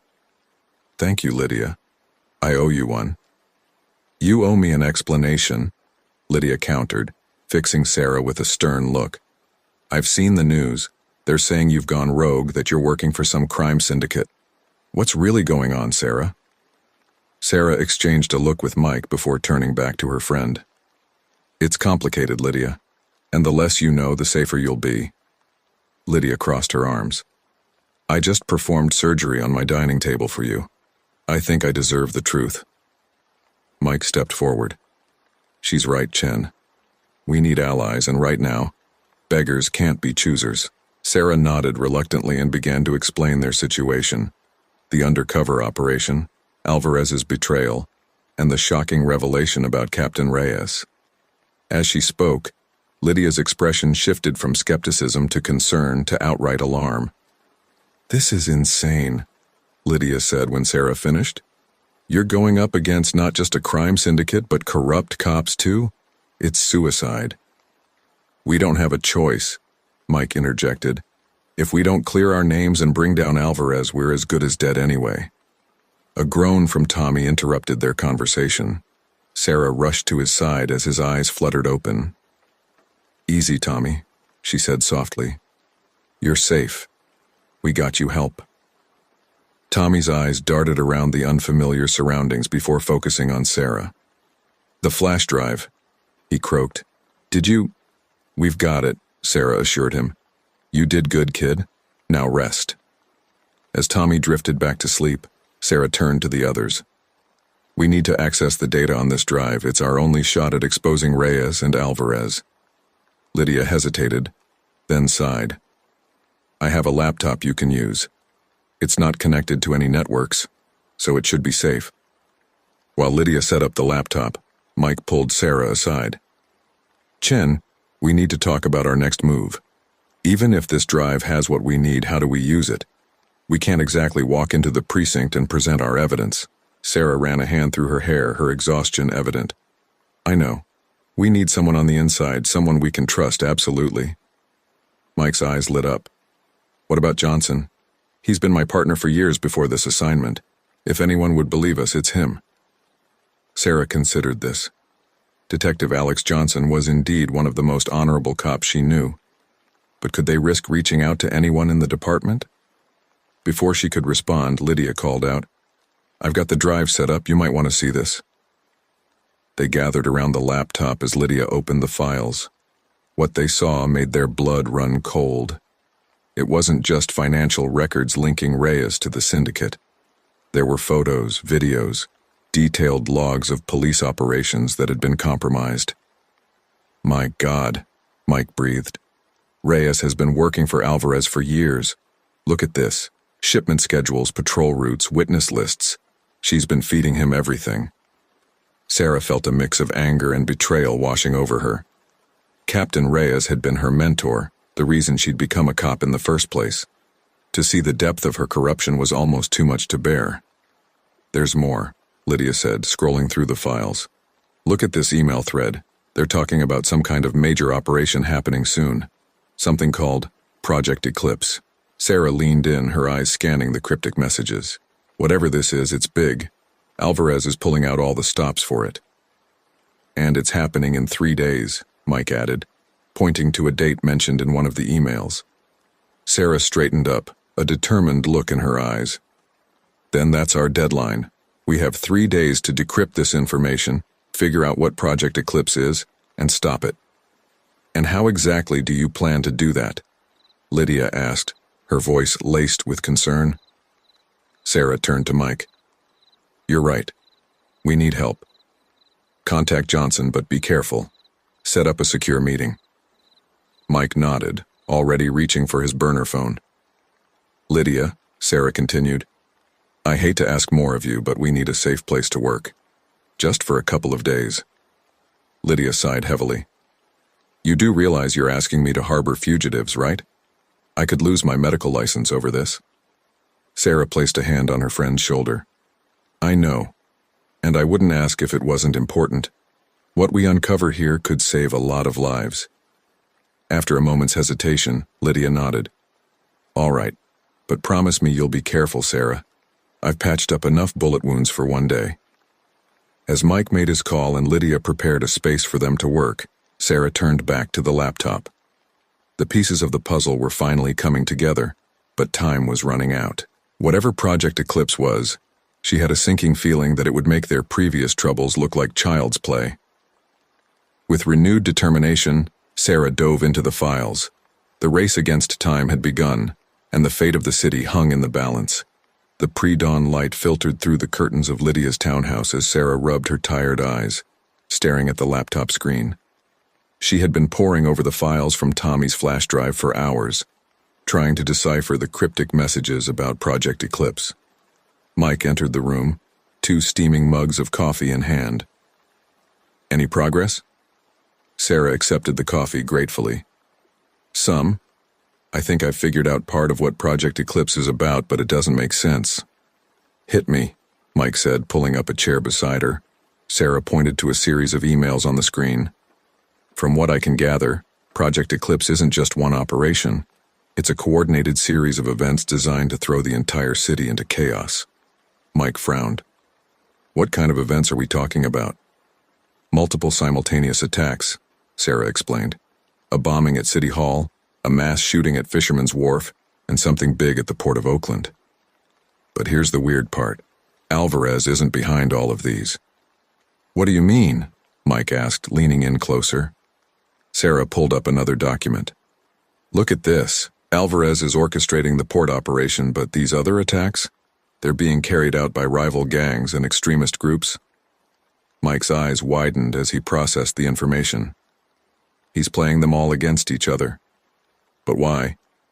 Before Sarah could respond, they heard a soft knock at the door. Lydia poked her head in.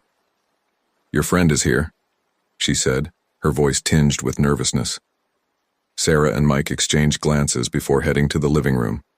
Detective Alex Johnson stood there, his usually immaculate appearance disheveled, dark circles under his eyes. Johnson, Mike greeted cautiously. Thanks for coming. Johnson's eyes darted between them. I'm risking everything being here. This better be good. Sarah stepped forward. It is. We can prove we're not dirty and we've uncovered something big. But first, we need to know we can trust you. Johnson's jaw clenched. You two were my friends. When the evidence against you came out, I couldn't believe it, but now I don't know what to think. We were set up, Mike explained, by Alvarez and Captain Reyes. Johnson's face paled. Reyes? That's impossible. Sarah retrieved the laptop and showed Johnson some of the files they had uncovered. As he scrolled through the damning evidence, his expression shifted from disbelief to anger. My God, he muttered. How long has this been going on? Years, Sarah replied. But that's not the worst of it. There's something big coming, Johnson. Something that could tear this city apart. Over the next hour, they briefed Johnson on Project Eclipse. As the full scope of Alvarez's plan became clear, Johnson slumped back in his chair, overwhelmed. This is bigger than anything we've ever faced, he said. We need to take this to the FBI, Homeland Security, someone above Reyes. Mike shook his head. We can't risk it. We don't know how far Alvarez's influence reaches. For all we know, he could have people in those agencies too. Then what's the play? Johnson asked. Sarah leaned forward, her eyes intense. We stop it ourselves. We have the element of surprise. Alvarez thinks we're on the run, focused on clearing our names. He doesn't know we've uncovered Project Eclipse. That's insane, Johnson protested. There's only 3 of us against Alvarez's entire organization, not to mention the other groups involved. 4, came a weak voice from the doorway. They turned to see Tommy, pale but standing, supported by Lydia. I want in. You should be resting, Sarah said, but Tommy shook his head. I got shot bringing you that intel, he said. I've earned my place in this fight. Mike looked at Sarah. The kid's got a point. We need all the help we can get. Sarah nodded reluctantly. All right, Johnson, we need you to be our eyes and ears in the department. Find out everything you can about police deployments for the next 48 hours. Tommy, you're our tech guy. I need you to dig deeper into these files, see if you can uncover any more details about the attacks. What about us? Mike asked. Sarah's expression hardened. We're going hunting. It's time we took the fight to Alvarez. As they began to plan their counteroffensive, Lydia pulled Sarah aside. Sarah, I know you're committed to this, but please be careful. You're not just risking your lives anymore. If this goes wrong, the consequences for the entire city could be catastrophic. Sarah squeezed her friend's hand. I know. That's why we can't fail. The next few hours were a flurry of activity. Johnson left to return to the precinct, armed with a secure burner phone to communicate with the team. Tommy, despite Lydia's protests, set up a makeshift command center in the dining room, his fingers flying across the keyboard as he dug deeper into Alvarez's network. As the sun climbed higher in the sky, Sarah and Mike prepared to leave. They had identified a potential weak link in Alvarez's operation, a mid-level lieutenant named Ramirez, who might be persuaded to turn on his boss. Remember, Sarah said to the others, if anything goes wrong, if you don't hear from us in 24 hours, take everything we've uncovered to this address. She handed Lydia a sealed envelope. It's a journalist I trust. She'll know what to do with the information. Lydia nodded solemnly, tucking the envelope away. Just make sure it doesn't come to that. As they stepped out into the bright San Francisco morning, Mike turned to Sarah. You know this is probably a trap, right? Alvarez has to know we'd go after someone like Ramirez. Sarah checked her weapon one last time before concealing it under her jacket. Probably, but it's a risk we have to take. We're running out of time, and Ramirez is our best lead to finding Alvarez. Mike nodded, a grim smile on his face. Well, partner, if we're the sun hung low in the sky, casting long shadows across the industrial district of Oakland. Sarah and Mike sat in their nondescript sedan, watching the seemingly abandoned warehouse where their intel suggested Ramirez would be. I don't like this, Chen, Mike muttered, his eyes scanning the perimeter. It's too quiet. Sarah nodded, her hand resting on her concealed weapon.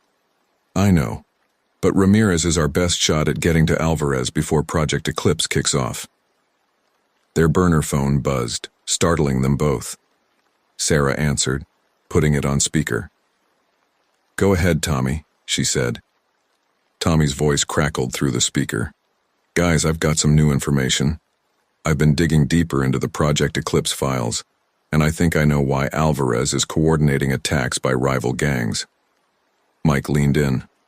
We're listening, kid. It's all about real estate, Tommy explained. The attacks are concentrated in specific neighborhoods where property values would plummet after a series of violent incidents. Sarah's eyes widened as she connected the dots. And let me guess, shell companies linked to Alvarez are poised to buy up those properties at rock-bottom prices. Exactly, Tommy confirmed. He's using the chaos to orchestrate the biggest land grab in San Francisco's history. Mike shook his head in disbelief. Thousands of lives ruined, also this bastard can play real estate mogul? It's more than that, Sarah said, her mind racing. With that much prime real estate under his control, Alvarez would have unprecedented influence over the city's development.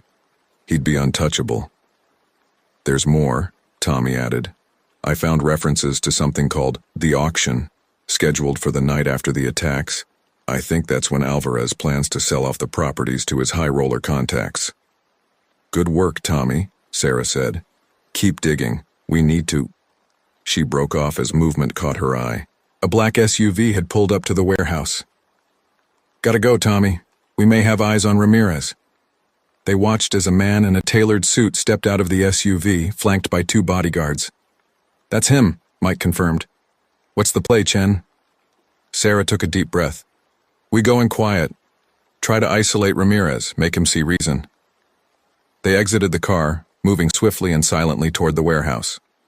As they approached a side entrance, they heard voices from inside. Don't care about your excuses, Ramirez, a familiar voice echoed. Alvarez wants everything in place by tomorrow night. Sarah and Mike exchanged glances. It was Captain Reyes. They crept closer, peering through a grimy window. Reyes stood facing Ramirez, her back to the entrance. 4 armed men were scattered around the room. This is our chance, Mike whispered. We take them by surprise. Grab Reyes. She's the key to all of this. Sarah nodded, drawing her weapon. On 3. 1, 2. Before she could say 3, the door behind them burst open. They spun around to find themselves staring down the barrels of several guns. Well, well, came Alvarez's smooth voice as he stepped into view. Detectives Chen and Rodriguez, I must say I'm impressed by your persistence. They were marched into the warehouse at gunpoint. Reyes turned, her face a mask of cold indifference. I told you they'd take the bait, she said to Alvarez. Ramirez was always the weak link they'd go for. Ramirez, looking nervous, stepped back as Sarah and Mike were brought forward. Alvarez clapped his hands together. I must thank you, detectives. You've played your parts beautifully.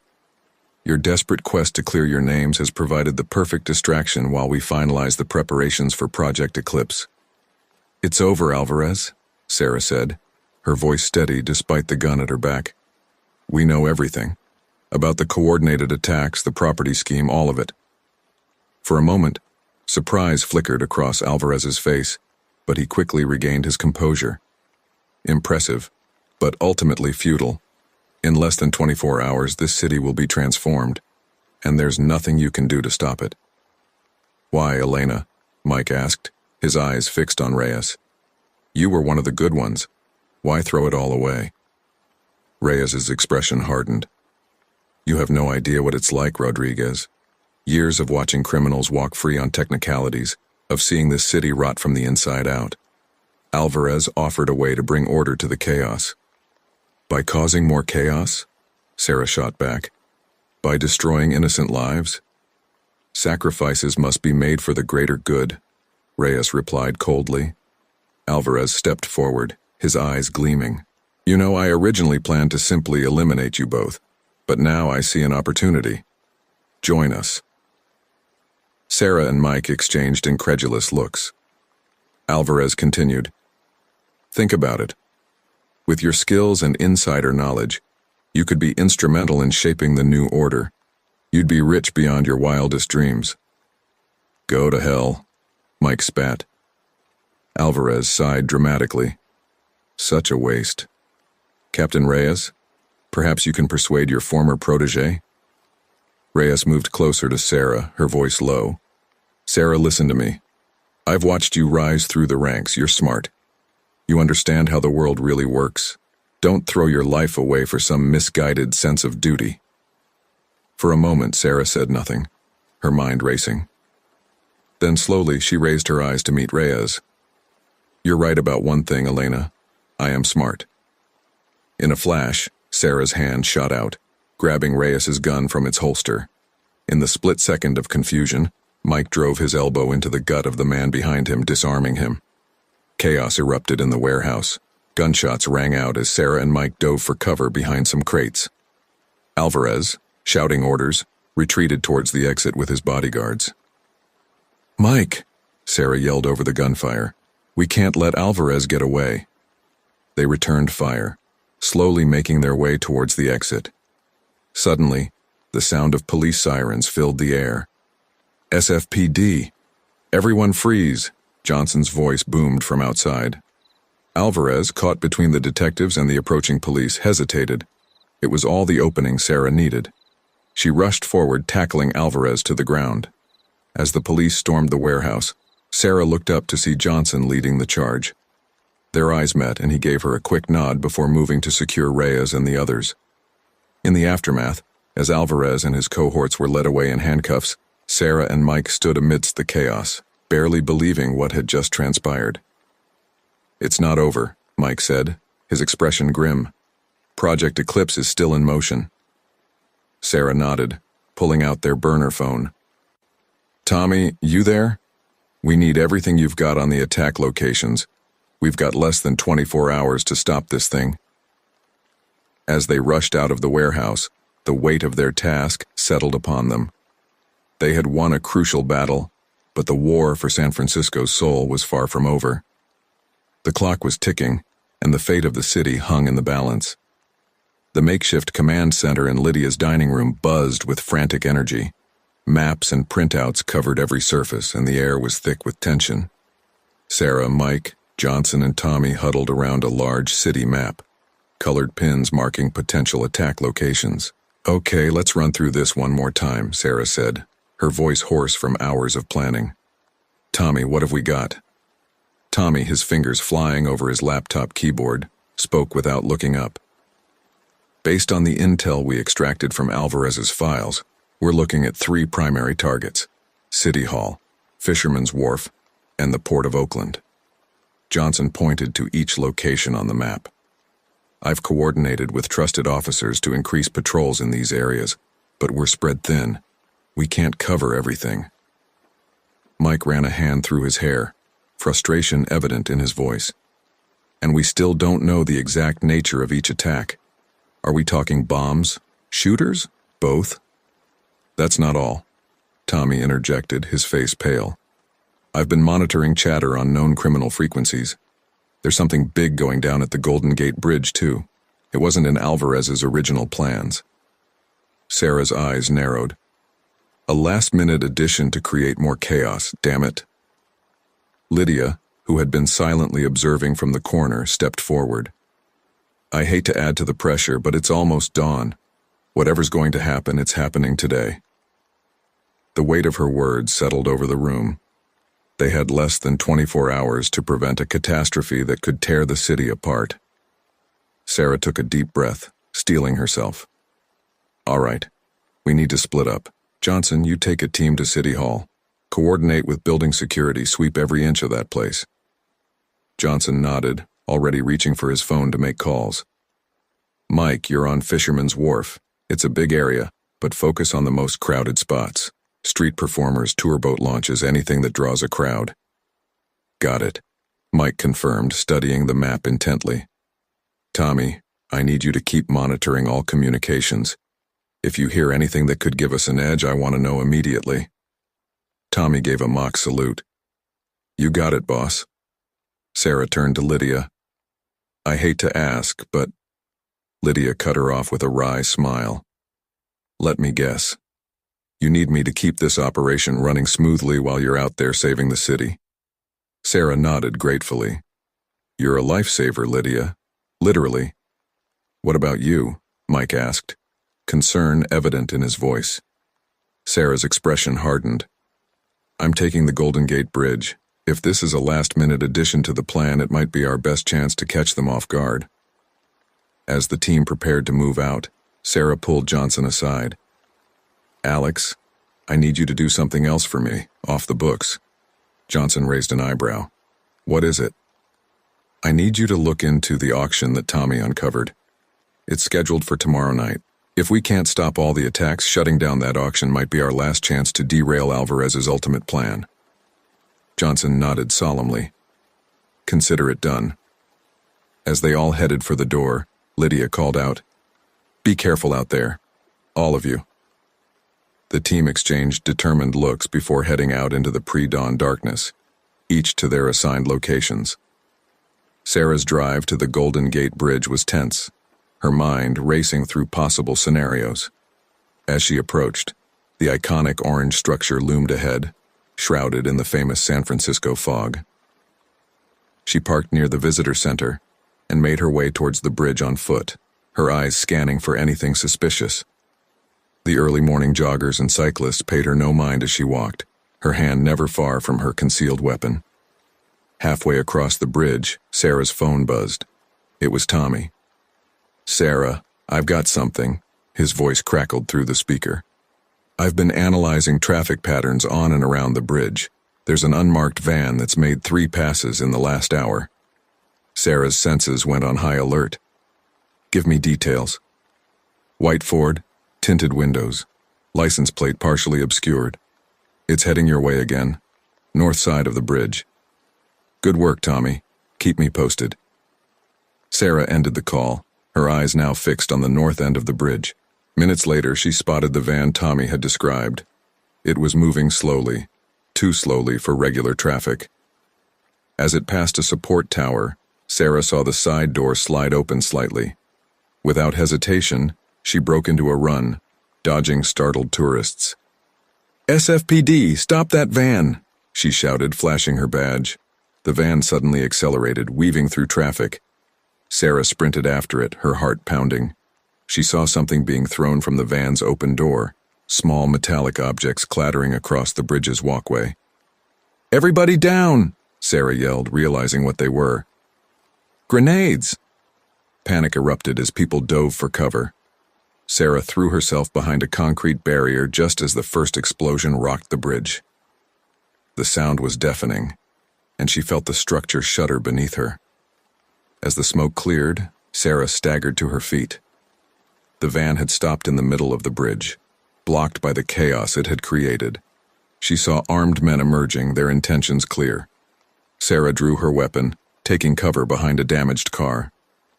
This is Detective Sarah Chen, she shouted into her phone. I need immediate backup at the Golden Gate Bridge. We have an active terrorist situation.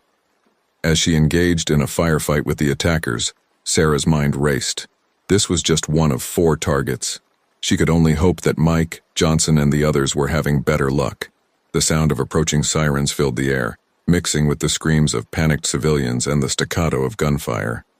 Sarah knew that the next few hours would determine the fate of the city she had sworn to protect. As she reloaded her weapon, preparing to push forward, Sarah whispered a quiet promise to herself and to San Francisco. We will not let you fall. Not today. Not ever. The battle for the Golden Gate Bridge, and for the soul of San Francisco, had begun. The Golden Gate Bridge shuddered under the impact of another explosion. Sarah Chen ducked behind a scorched police cruiser, debris raining down around her. The acrid smell of smoke filled her lungs as she checked her weapon, counting her remaining bullets. Chen, status report. The voice of Captain Reyes crackled through her radio, a surreal reminder of the woman's betrayal. Sarah hesitated, then responded, knowing she needed to maintain her cover. Multiple hostiles on the bridge, Captain. We've got civilians trapped in vehicles. Need immediate air support. Negative on air support, Chen. FAA has grounded all flights due to security threats across the city. You're on your own for now. Sarah cursed under her breath. She peered around the cruiser, assessing the situation. The terrorists had taken up positions at strategic points along the bridge, using abandoned vehicles as cover.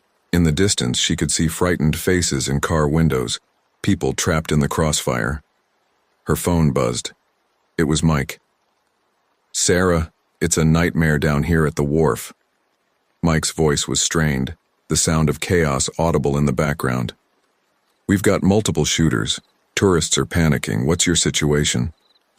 "About the same," Sarah replied grimly. "They've got the bridge locked down. Listen, Mike, we need to end this fast. What about Johnson and Tommy?"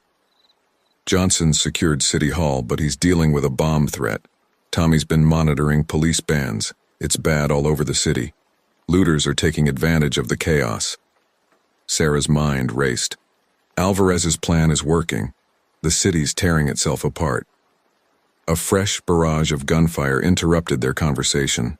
Sarah had to move. "Mike, I've got to go. Whatever it takes, we need to shut this down and find out what's happening at the port." She ended the call and took a deep breath. It was time to act.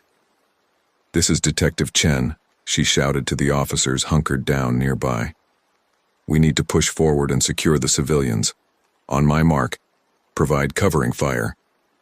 Sarah counted down, then sprinted from her cover, her fellow officers laying down suppressing fire.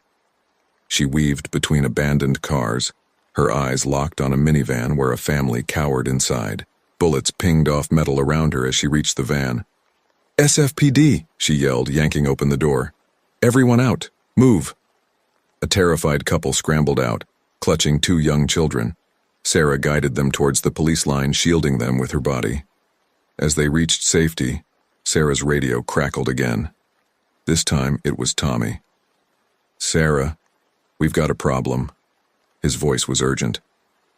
"I've decrypted more of Alvarez's files. The port operation, it's not just about property damage. They're after something specific, some kind of weapon." Sarah's blood ran cold. "What kind of weapon?" "I don't know, but it's big. Codenamed Prometheus. Whatever it is, if Alvarez gets his hands on it..."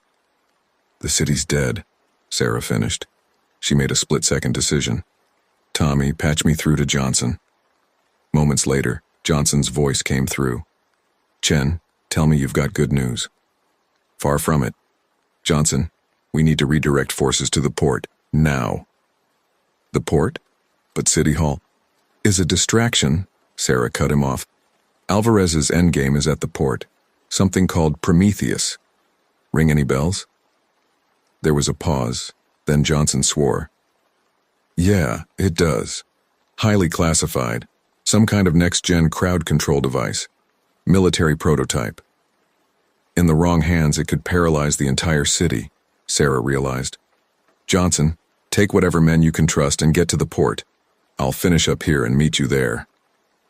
As she ended the call, Sarah surveyed the bridge. The police had gained ground, pushing the terrorists back, but civilians were still in danger.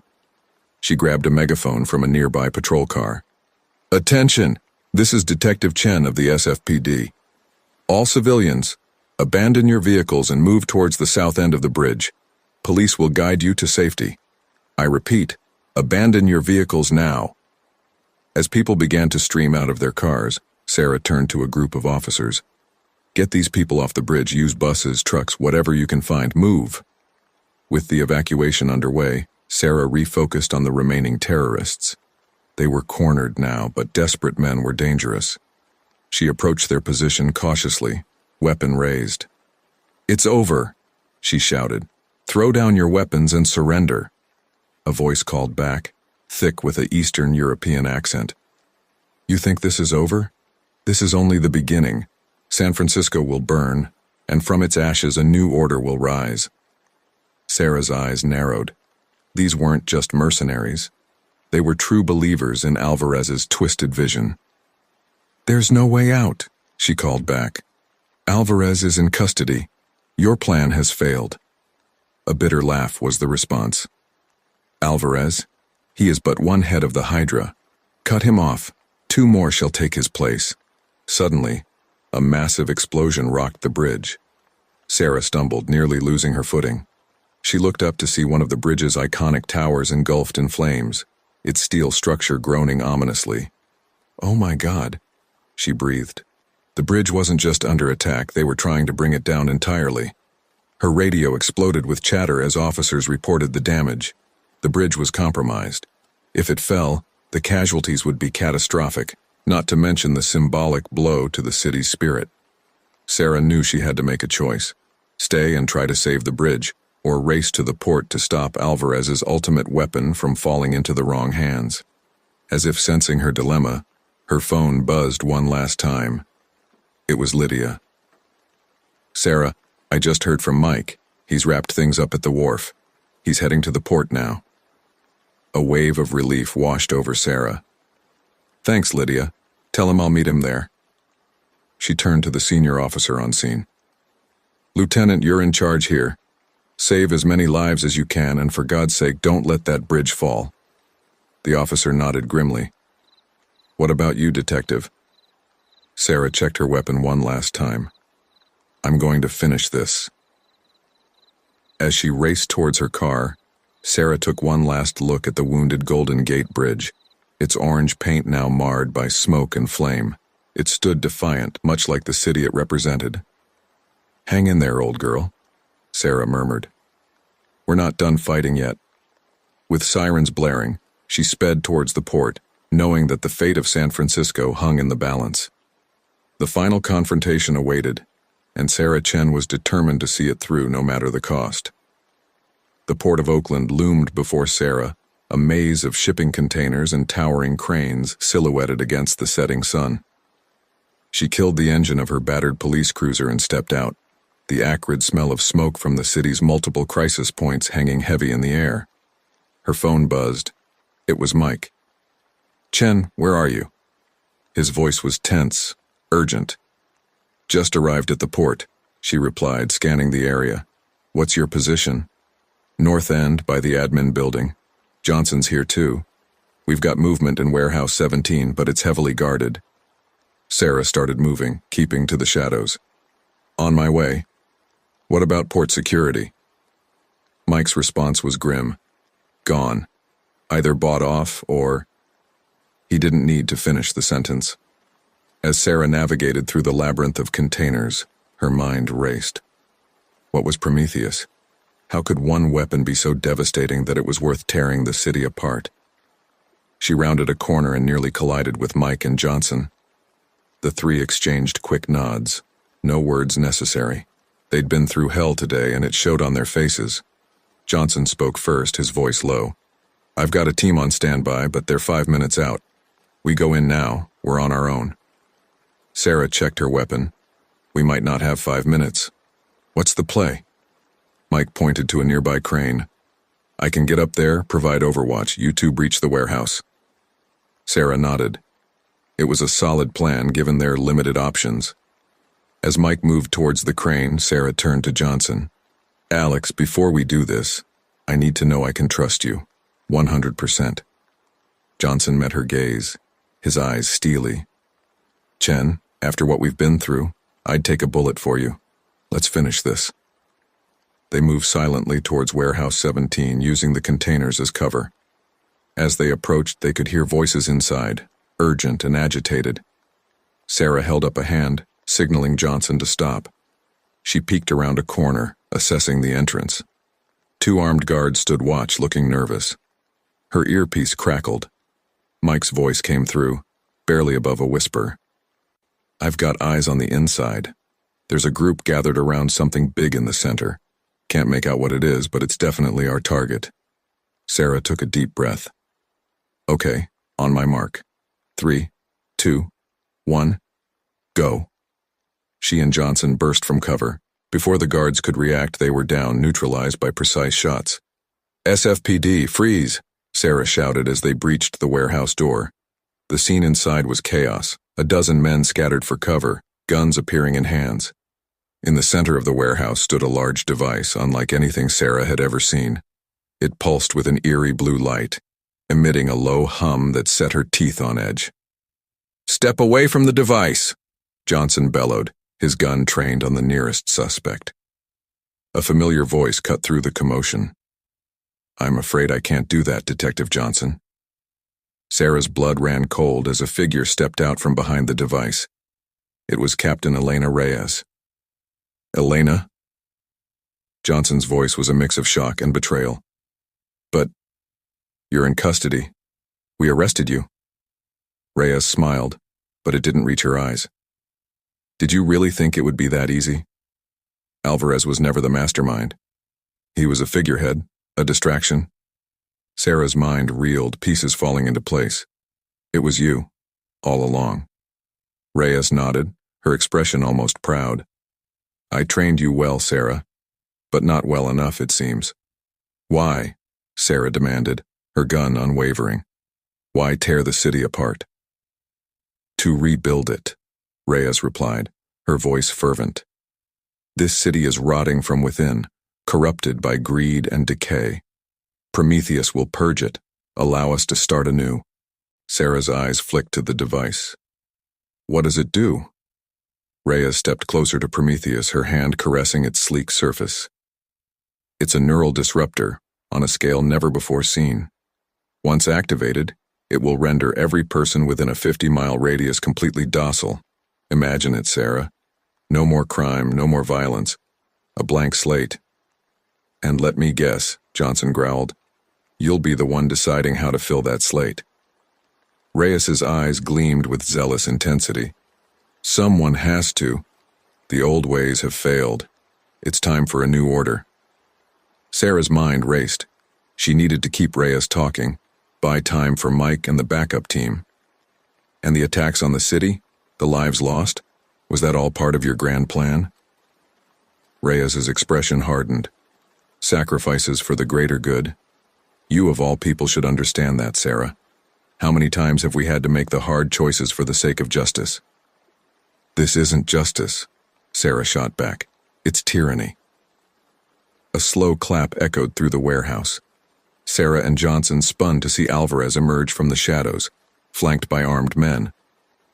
Bravo, Detective Chen, Alvarez sneered. You've played your part beautifully, but I'm afraid this is where your story ends. Sarah's heart sank. They were outnumbered, outgunned. Where was Mike? As if in answer to her silent question, a shot rang out. One of Alvarez's men dropped, a precision shot from above. All hell broke loose. Sarah dove for cover as gunfire erupted from all sides. She could hear Mike providing suppressing fire from his perch, but it wouldn't be enough. Johnson, she yelled over the din. We have to stop Prometheus. She saw Johnson nod, then watched in horror as he broke from cover, charging towards the device. Alex, no. Time seemed to slow. Johnson reached Prometheus, his hands frantically working to disable it. Reyes raised her gun, her face a mask of cold determination. 2 shots rang out, nearly simultaneous. Johnson stumbled, red blossoming on his shirt, but his momentum carried him into Prometheus. The device teetered, then crashed to the ground with a deafening crunch of metal and circuitry. No! Reyes's anguished cry cut through the chaos. Sarah burst from cover, racing to Johnson's side. He looked up at her, a pained smile on his face. Guess I took that bullet for you, after all, he gasped. Stay with me, Alex, Sarah pleaded, applying pressure to his wound. It's over. We did it.